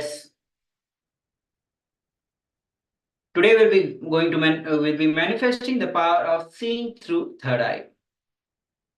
So items which we need for the power manifestation, let's quickly arrange it. That is an eye band to cover your eyes, to scan through your third eye. The paper and pen and living enlightened book to receive the powerful cognition. So let's take a few moments as you quickly arrange these items. Now let's enter into the Sastra Pramana, which is the scripture reference to manifest the powers of third eye. Kapalantarvano yasya tishtan milita lochanaha kramena manasodharyat lakshaye lakshamuttamam. Translation of this beautiful verse goes as, by fixing the mind on the inner space within the crown center and sitting stably without any movement, having the eyes closed in succession, by that stability of the mind and the inner space, through the power of third eye, one directly sees the Lakshyam, or the ultimate goal, by having the vision beyond the sight that reveals any other object or place, attaining the space of oneness with the source, Paramashiva. So today we are going to manifest seeing numbers blindfolded. So let's take few moments as you close your eyes and cover your eyes with the eye bands so that no light falls on your eyes and the two eyes are completely closed to make sure that whatever is being revealed to you is through your third eye. So let's quickly take few moments as you close your eyes. I'm going to project you a number which you have to scan through your third eye. So let's take a moment to cover your eyes with the eye bands.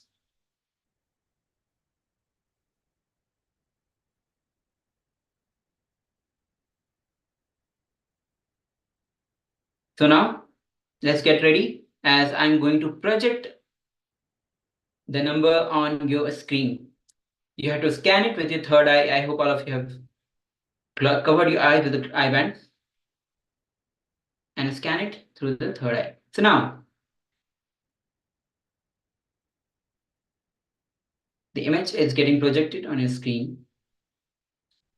Let's scan it through your third eye. Om Nithyananda Paramashivoham. Om Nithyananda Paramashivoham.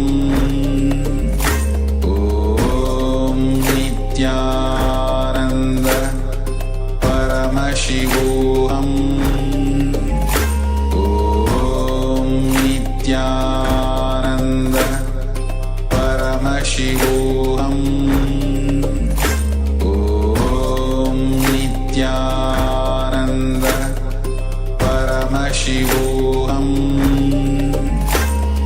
Nithyananda Paramashivoham. Om Nithyananda Paramashivoham. Om Nithyananda Paramashivoham. Om Nithyananda Paramashivoham. Om Nithyananda Paramashivoham. Om Nithyananda Paramashivoham. Om Nithyananda Paramashivoham. Om Nithyananda Paramashivoham. Om Nithyananda Paramashivoham.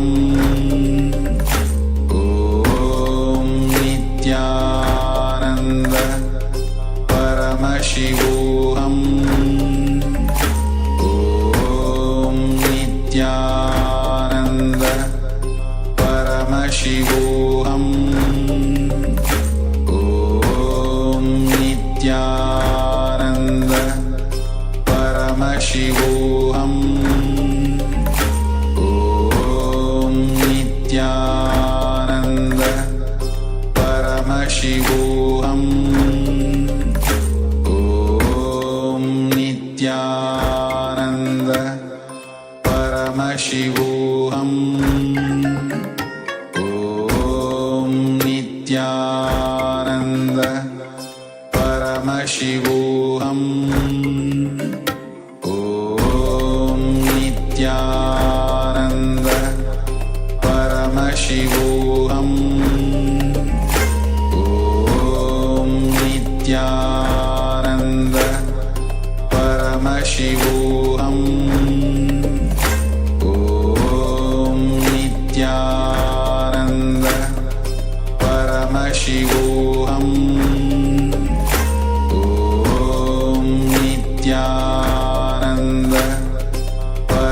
Paramashivoham Om Nithyananda Paramashivoham Om Nithyananda Paramashivoham Om Nithyananda Paramashivoham Om Nithyananda Paramashivoham Om Nithyananda Paramashivoham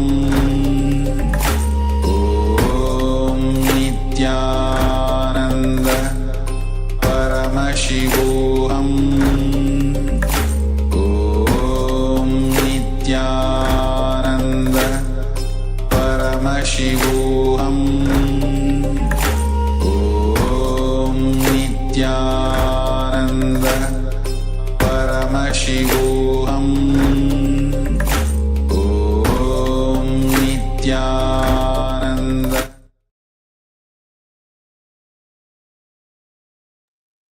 Now slowly you can relax and you can open your eyes.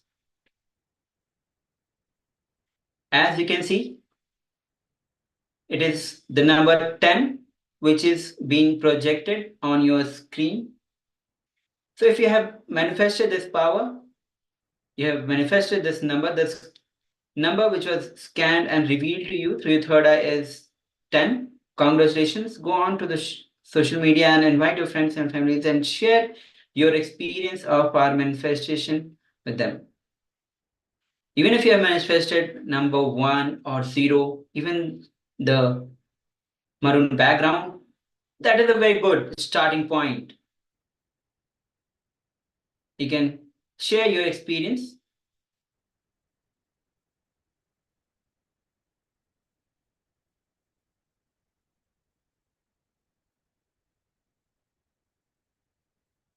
Yes. So now we'll be moving on to the next round of power manifestation. So get ready. Again, close your eyes and put eye band on your eyes. We are going for the second round. So let's quickly take few moments as you cover your eyes with the eye bands.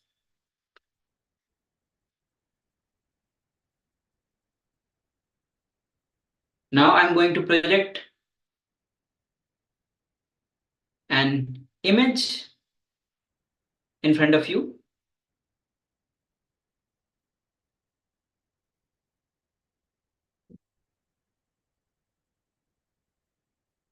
Let's take few moments as you cover your eyes with the eye bands. Now I'm going to project the image on your screen. And manifest the powers of Mahasadashiva. Om Nithyananda Paramashivoham Om Nithyananda Paramashivoham Om Nithyananda Paramashivoham Nithyananda Paramashivoham Om Nithyananda Paramashivoham Om Nithyananda Paramashivoham Om Nithyananda Paramashivoham Om Nithyananda Paramashivoham Om Nithyananda Paramashivoham Om Nithyananda Paramashivoham Om Nithyananda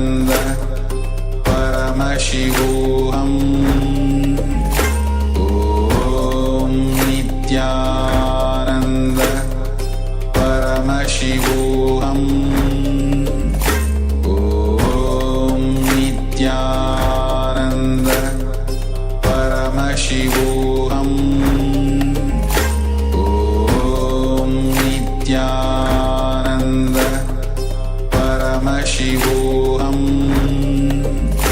Om Nithyananda Paramashivoham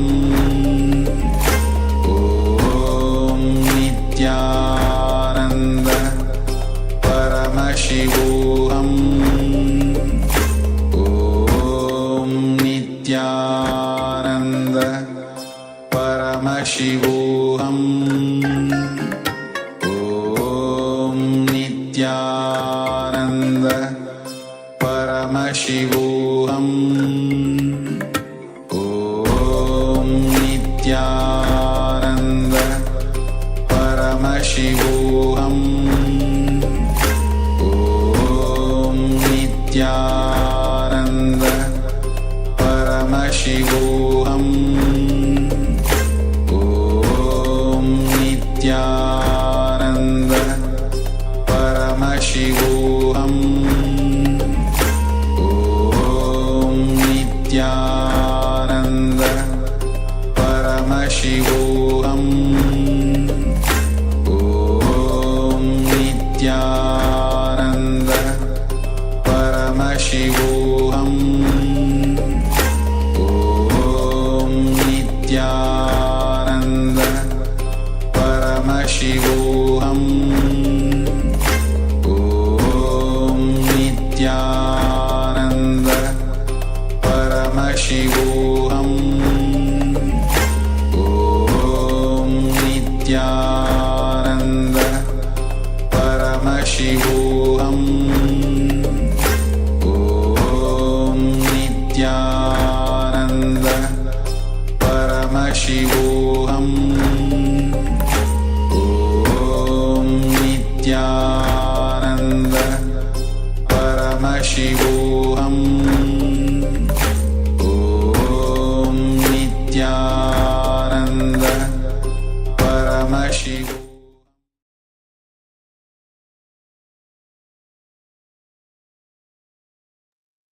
Now slowly you can relax and you can open your eyes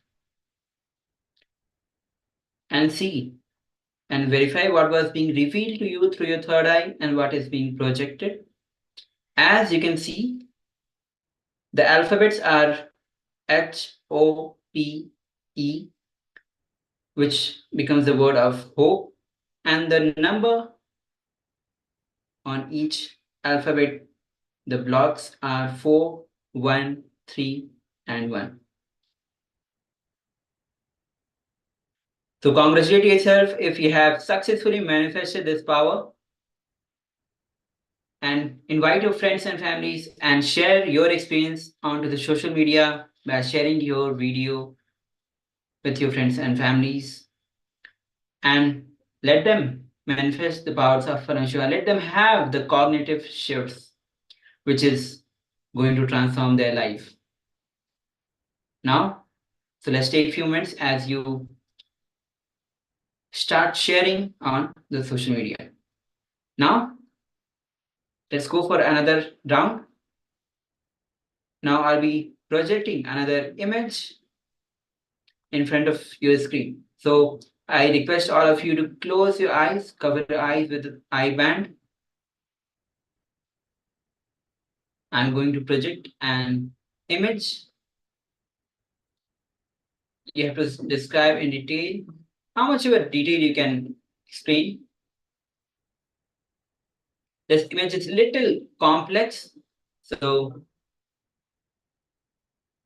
declare intensely to the Supreme Congress of Hinduism to reveal the image. So let's start. Paramashivoham Om Nithyananda Paramashivoham Om Nithyananda Paramashivoham Om Nithyananda Paramashivoham Om Nithyananda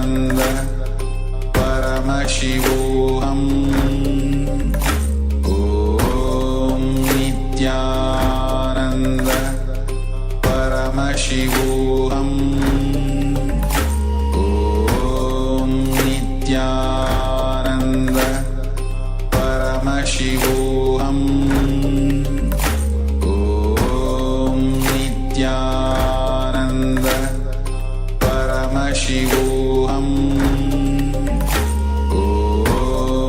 Nithyananda Paramashivoham. Om Nithyananda Paramashivoham. Om Nithyananda Paramashivoham. Om Nithyananda Paramashivoham. Om Nithyananda Paramashivoham. Om Nithyananda Paramashivoham. Om Nithyananda Paramashivoham.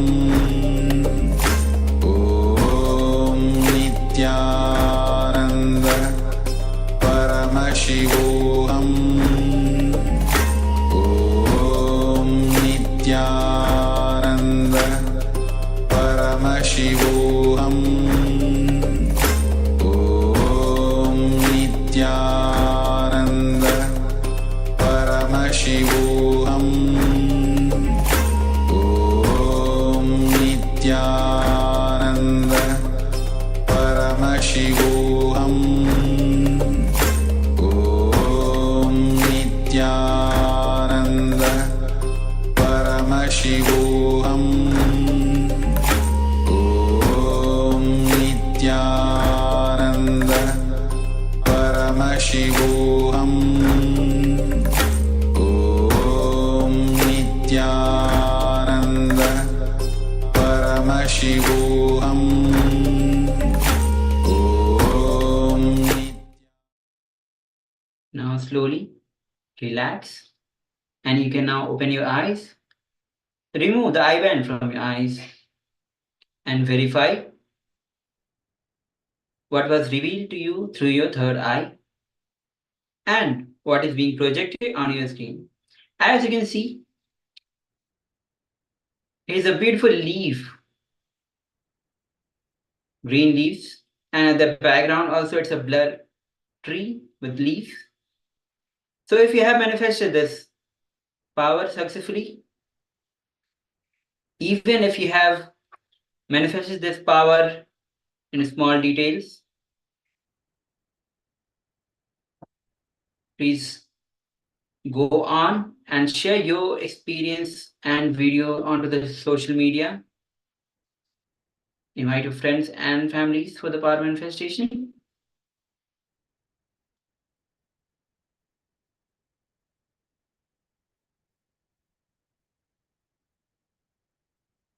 Yes. So after this intense power manifestation session, now we are going to start our day 18 Paramashivoham Level 2's first session. Now today on day 18, we'll be discovering your inner wealth. Saying yes to life is a way to discover inner wealth. You need to understand that your thought creates reality. Many decisions in the past, perhaps unknowingly, have been against life, denying your potential.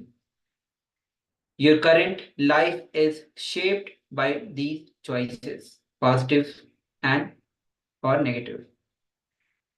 It is now crucial to revise these decisions and reclaim your potential with positive context. Upanishads provide unique thought currents by nurturing which you will be enlightened and live a life of bliss, free from all pains and suffering. So with this, as we get ready for the next and first section, which is going to be on Introduction to Upanishads. Now, Upanishads in Vedas are actually the essence of Vedas. And the Supreme Pontiff of Hinduism has talked elaborately about Upanishads. So now, let's receive the powerful cognitions from Upanishads. So before that, let's understand what science do the Upanishads cover. Upanishads are existential songs about its existence. The very Apaurushitva, authorylessness, makes Upanishads the most authentic scriptures. Now here's a beautiful verse. Aparishya, aprameya, achintya, anivrachanya. Authorless, immeasurable, incomprehensible, and inexpressible. This is how is Upanishad defined. And how do the Upanishads enrich our life? This is a very important question. How Upanishads enrich our life? It's a very important word. Upanishads stands for living Advaita. Knowing you can never be violated, being in the original space of Advaita automatically makes all the so-called fears and threats melt down. Is living Advaita. Upanishads are the first and the foremost sacred text based on which your lifestyle should be aligned. Yes. Our whole lifestyle should be aligned on this sacred text of Upanishads. Upanishads should be read, reread again, understood, digested, realized, worshipped. Upanishads are the purest truths. Upanishads. Now let's understand how the Upanishads were revealed. Upanishads, when the rishis means the perfect sages, sat within them in samadhi, their whole being started vibrating, reverberating with the sacred truths. The cosmos started singing and radiating through them. That expression is Upanishad. Yes. So the expression that came when the sacred truth was revealed to the great sages, rishis who sat in samadhi. When Sri Rama gave Muktika Upanishad to Bhagwan Hanuman under the sacred banyan tree in Adi Kailas, yes, it is the same Adi Kailas banyan tree which many of us have visited, many of us have done the program there, have taken even the banyan tree leaves with them. It is the same banyan tree under which Sri Rama, the great incarnation, gave Muktika Upanishad to Lord Hanuman. Agama records very clearly. Paramashivoham gave Agamas and revealed Vedas, everything to Saptarishis, south of Kailasa Parvata under the banyan tree, and Ramayana describes clearly with the Saptarishis. Ramachandra Prabhu stayed and realized all the Vedas, received all the revelations of Agamas and Vedas from Paramashiva. Now, what does Upanishad mean? Upanishad means sitting, that's all. Just sitting. We can give the meaning sitting at the feet of the master or sitting with divine. But the word Upanishad means sitting, that's all. When you sit, not saying your body sits. When you sit, truth is revealed. Yes, it's important to know that when you sit, not when the body sits. When you sit, the truth is revealed.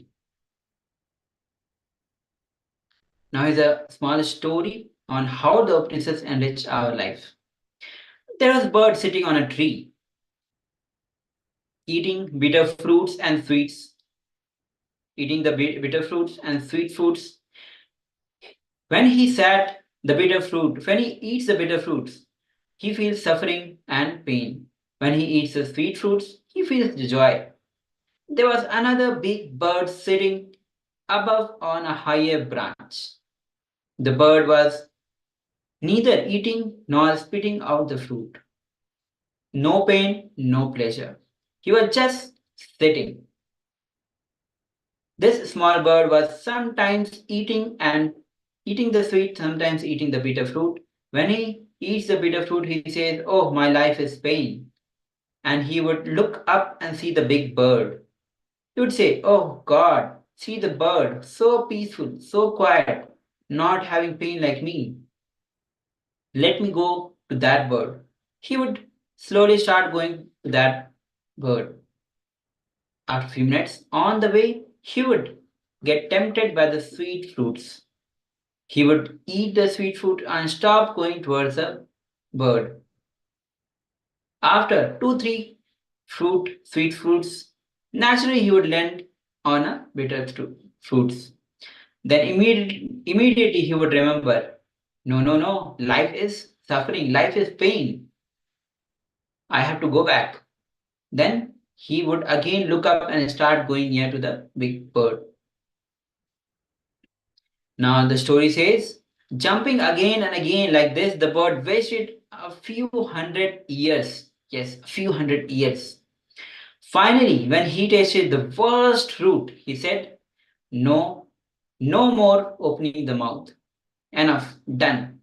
Then, in the ultimate frustration, he spit out what was in his mouth and takes a strong decision. He goes towards that bird to be with that bird itself. When he went near the bird and touched him, suddenly this small bird realized that the aura and the energy around that big bird is slowly engulfing him also. Slowly, he saw he is not a separate bird. He was always thinking he was a separate bird, but he was never a separate bird. The moment he realized that, the shadow disappeared into that big bird. Now, the big bird, the ultimate experience, enters our life as Guru. Guru is a powerful wake-up call towards your spiritual possibility. Paramashivoham's component of you, which fulfills whatever you want, which gives so much of feeling good about you, is real you. No one can cut it, no one can burn it or take it around away from you. Any spiritual book can provoke you to dissolve into the truth. Only Upanishads provoke the cosmos to dissolve into you. Now, let's hear on Upanishads from the Supreme Pontiff of Hinduism himself. Now, receive these powerful, great truths with sincere and intense hearing, listening. So let's hear from Bhagavan himself.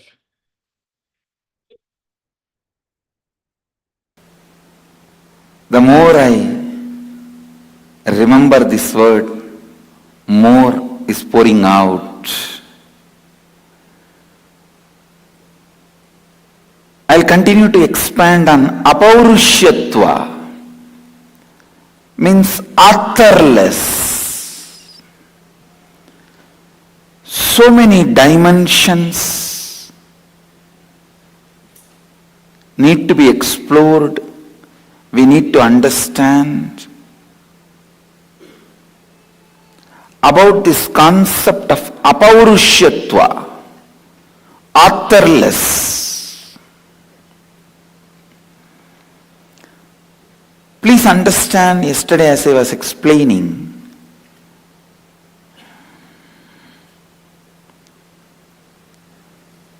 any idea, any truth, any concept, any theology, the more the person is present in that theology, more it is useful only for him, not for the whole world, not for the whole, not for the humanity or the society, or the whole universe. Less the individual is present, more the concept, the idea, the theory, the philosophy useful for the humanity, society, for the whole. Less the part is present, more useful for the whole. More the part is present, less useful for the whole. Understand?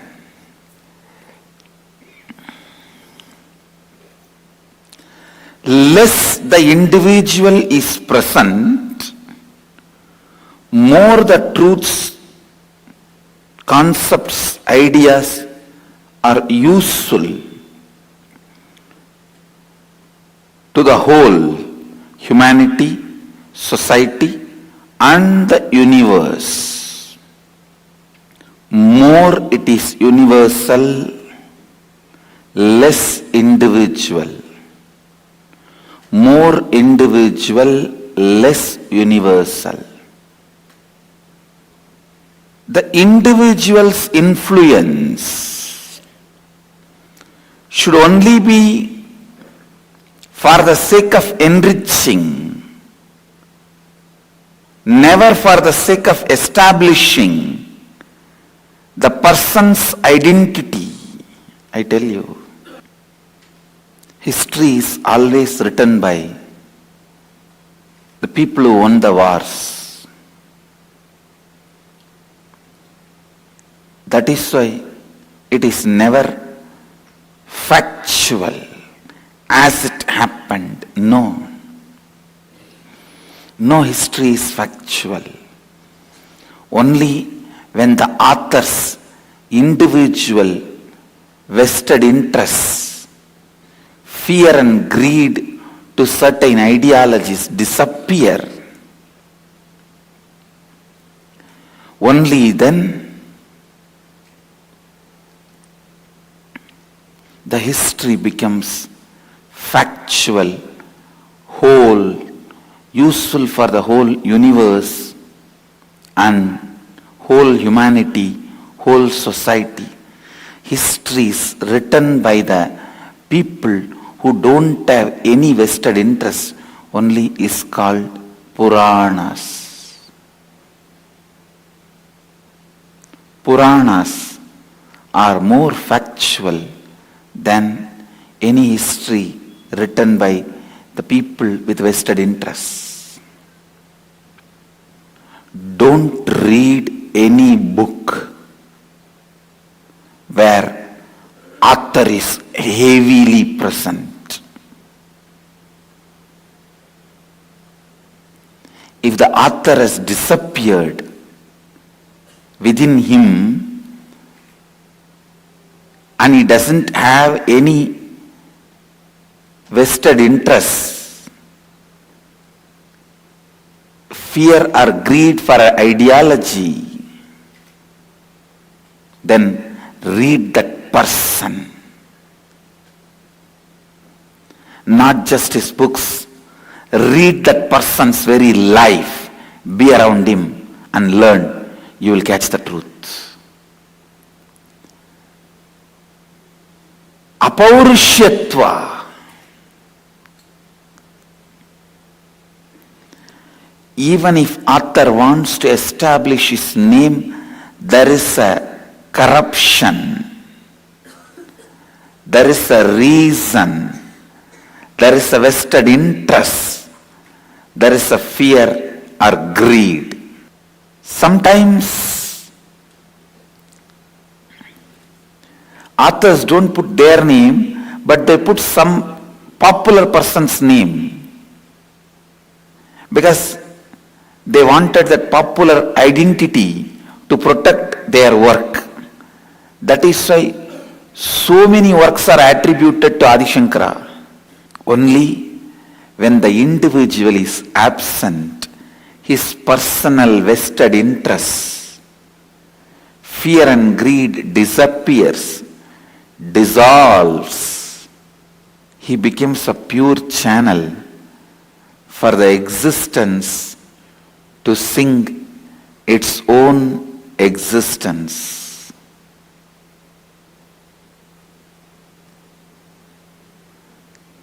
Upanishads are the existence, songs about its existence.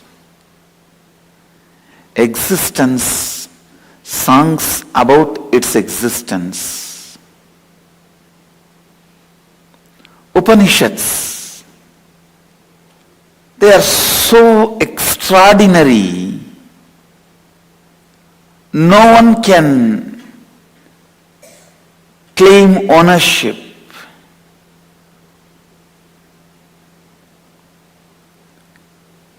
All human beings put together from the beginning, we have built so many cities all around the planet Earth. But can all of us put together claim, even after all this work, can we claim ownership for the planet Earth? No. It is too big to claim ownership. Natural disasters and calamities are again and again the nature's legal notice to us saying, don't claim ownership. Natural disasters and natural calamities are the legal notice sent to human beings again and again. Just because you built so many cities, don't claim ownership. Maybe you have done a great job, but that does not give you right to claim ownership. These great truths revealed in the Upanishads,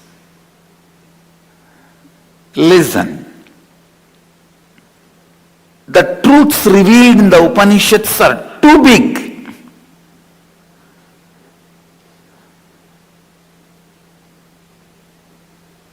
Just because through you it got revealed, you can't claim ownership.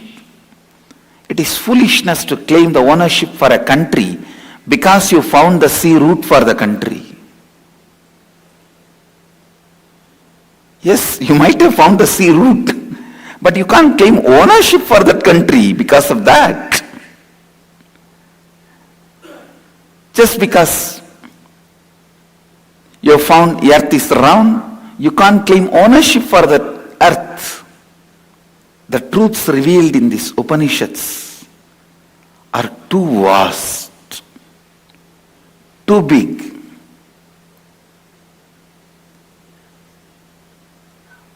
Rishis not only did not want to claim ownership, they did not even want to leave their name as the authors. Those few beings who raised themselves to vibrate in the very frequency of the cosmos, the very frequency of the Brahman universe, they actually disappeared into that. When they disappeared into that, whatever truths they received, whatever truths oozed out of them, expressed through them, that got recorded as Upanishads. I think those rishis understood when they disappeared only these truths were expressed. That is why they very clearly decided not to own those truths even by claiming authorship.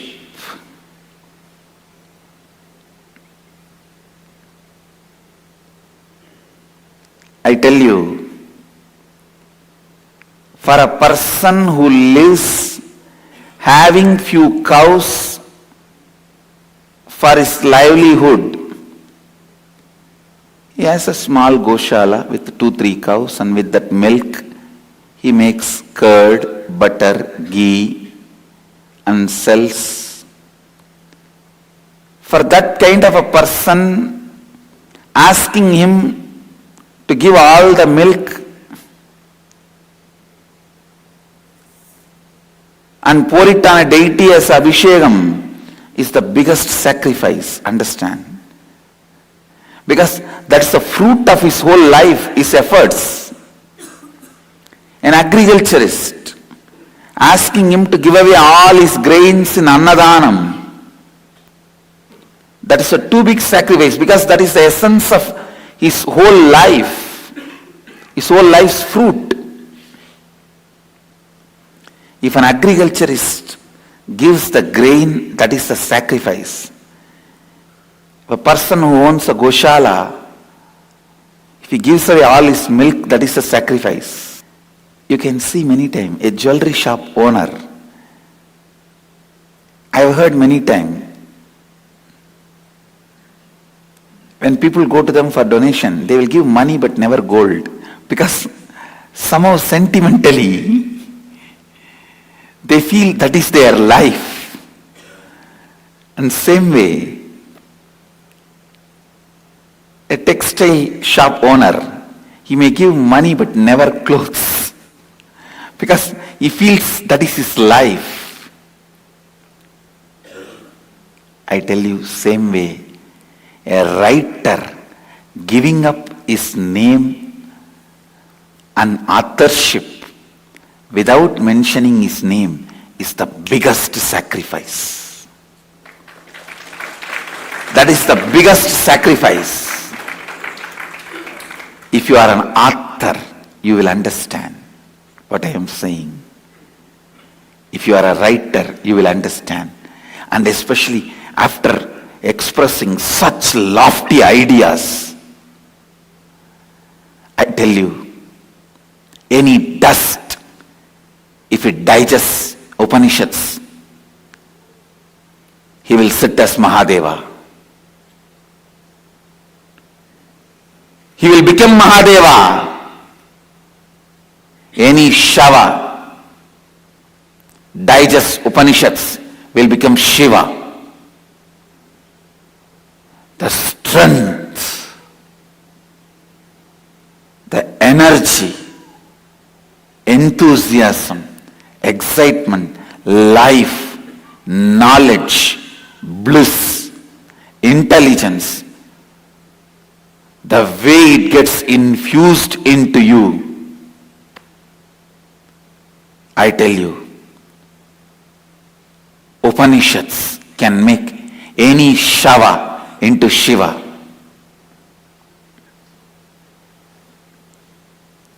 It made ordinary village boy into Nithyananda. Understand?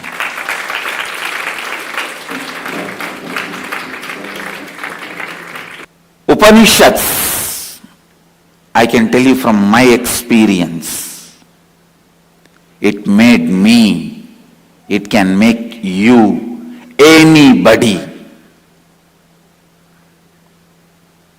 into Mahadeva, Shiva. Whenever an author gets into the greed of how better I can perform, he will hit an inner space called author's block. Please understand. Whenever the greed, how better I can perform, enters into the inner space of the author, he hits at the blockage called author's block. He will be struggling now. What words he has to put? What should he do?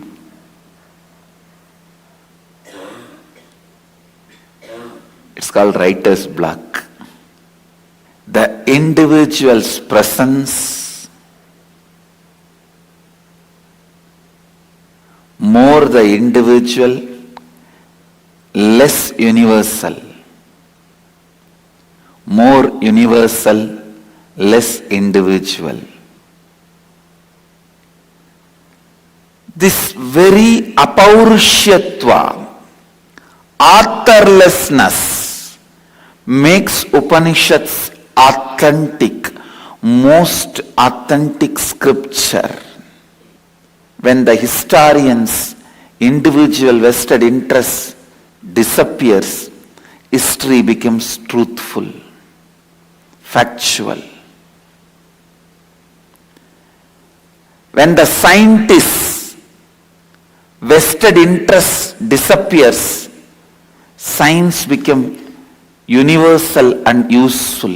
I tell you, most of the scientific researches in the modern day are aimed towards bringing the conclusion which is useful for the person who is funding the experiments and researches. Nowhere the Satya is the goal. Nowhere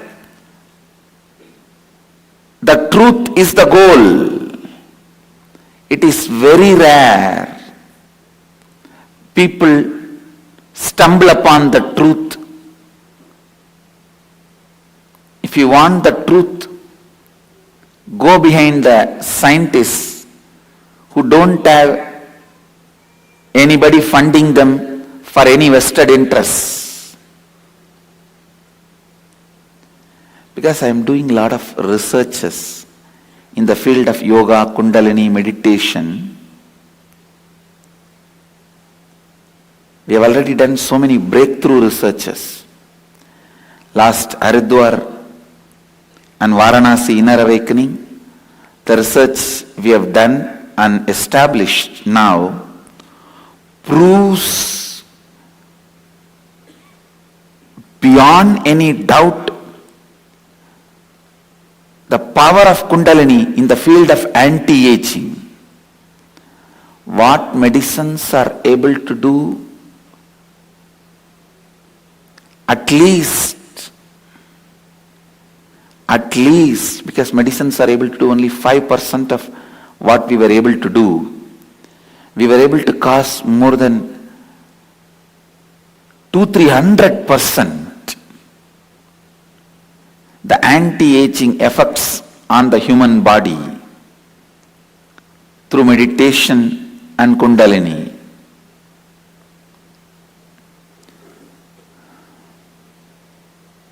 Understand, but the field of scientific research, when I am working with more and more universities, more and more scientists and more the people who fund, people who give grants, when I am entering into this, that's a different world. When I look at that world, I realized one truth. There is nothing scientific about any scientific experiments. I am very open. Most of these surveys, researches, most of them are funded by some people aiming to prove some ideas, concepts, truths, which is useful for them. For them to establish something in which they have vested interests, they go on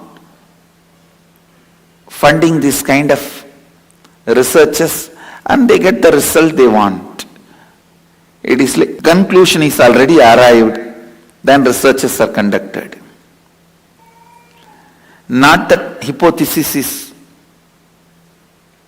supposed to be explored.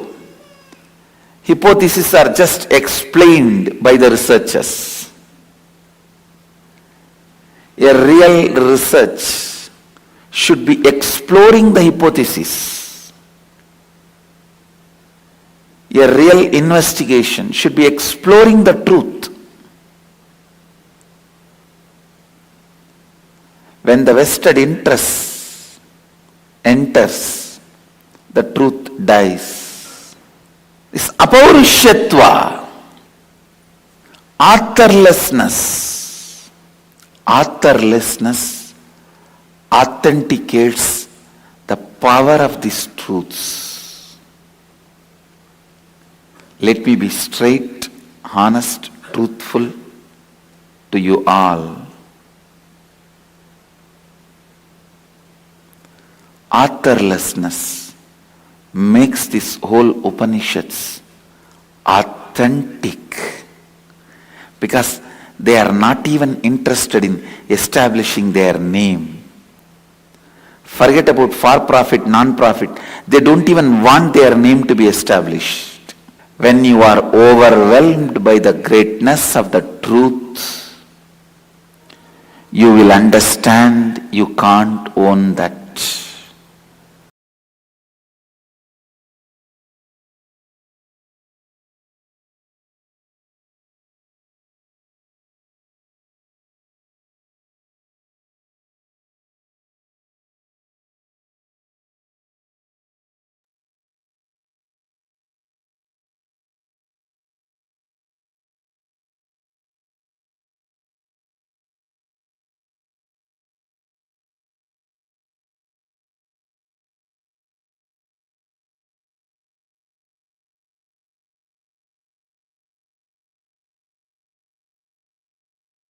Yes. So after this great revelations on the Upanishads, now we'll be entering into the internalization exercise on Upanishads. So let's get ready. It's time that we look within as we get ready.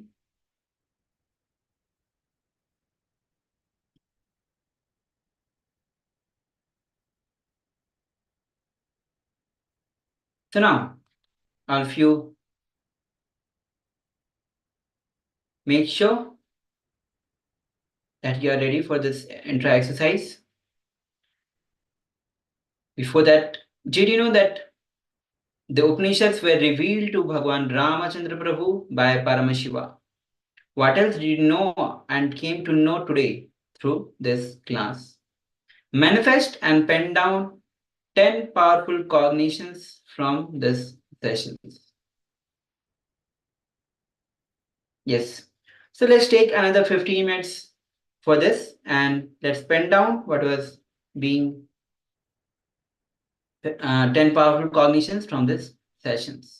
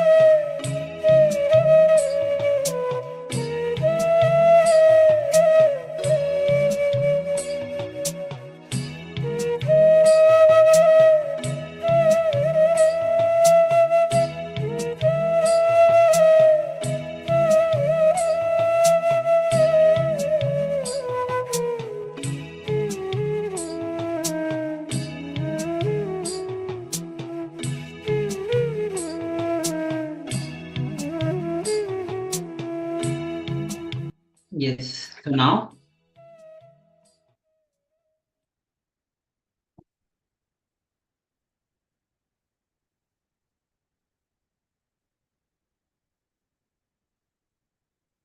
after this exercise, now we'll be moving on to the power manifestation round.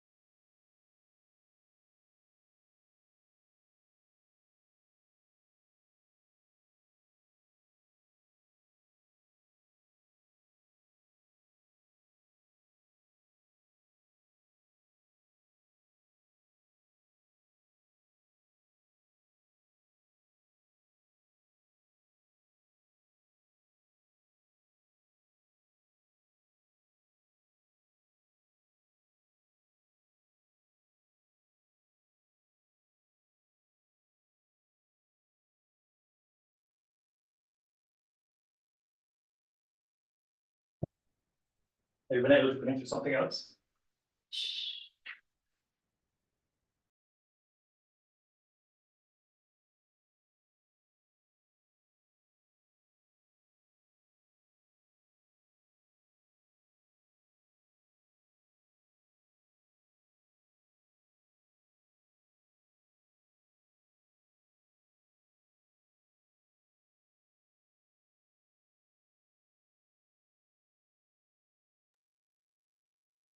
Yes. So now, after this transition exercise, now we'll be entering into the power manifestation round.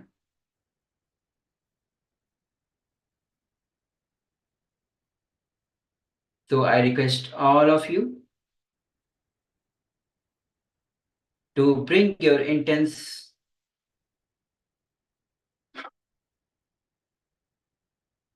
hearing and listening to receive, to internalize the powerful cognition and receive the powerful clicks through this power manifestation.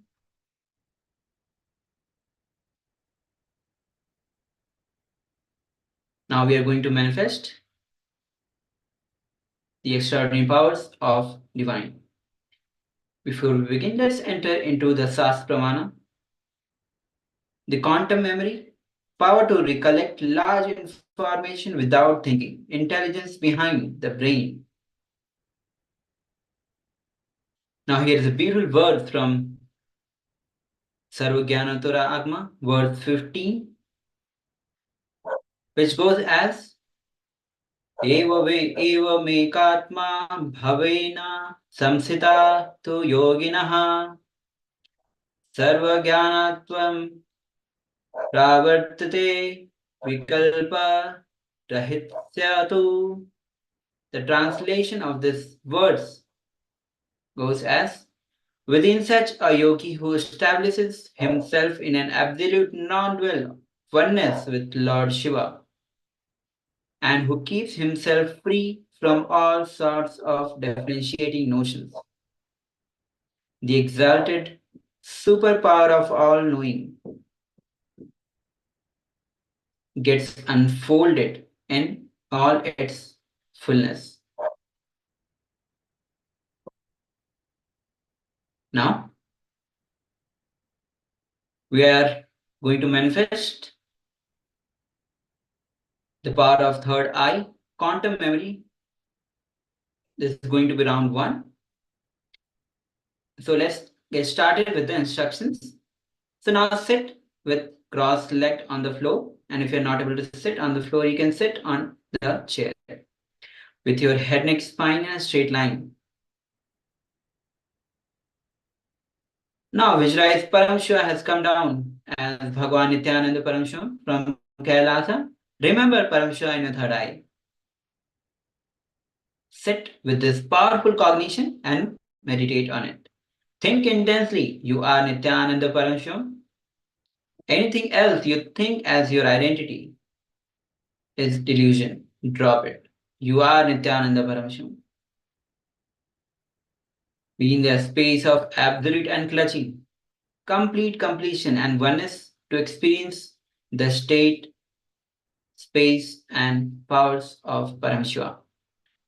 Vibrate intensely with ajapa of Om Nithyananda Paramashivoham, the deep feeling connection with Bhagwan to experience the being of Paramashiva. Now, let's turn on your video recording. You'll be recording your power manifestation. So let's take few moments as you quickly set up your video for recording. And then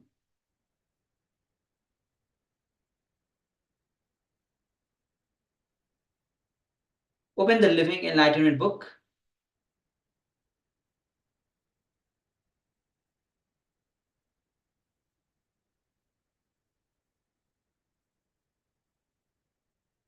Now we'll be projecting you the page number 186 of the Living Enlightenment book. Have a glance of this page and start manifesting the power of quantum memory. See through your third eye what was being revealed to you and verify what was being projected to you.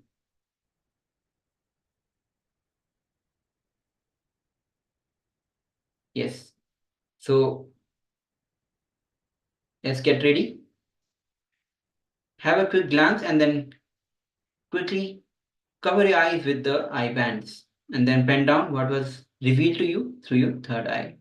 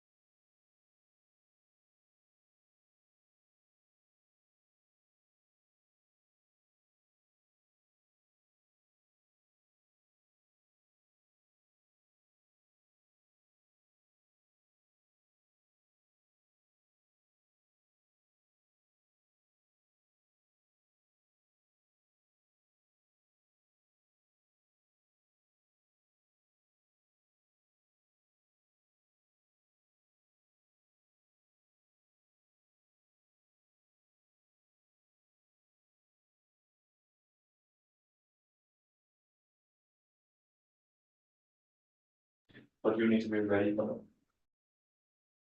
Now, as we project page number 186 of Living Enlightenment book. Meanwhile, get ready as you cover your eyes with your eye bands.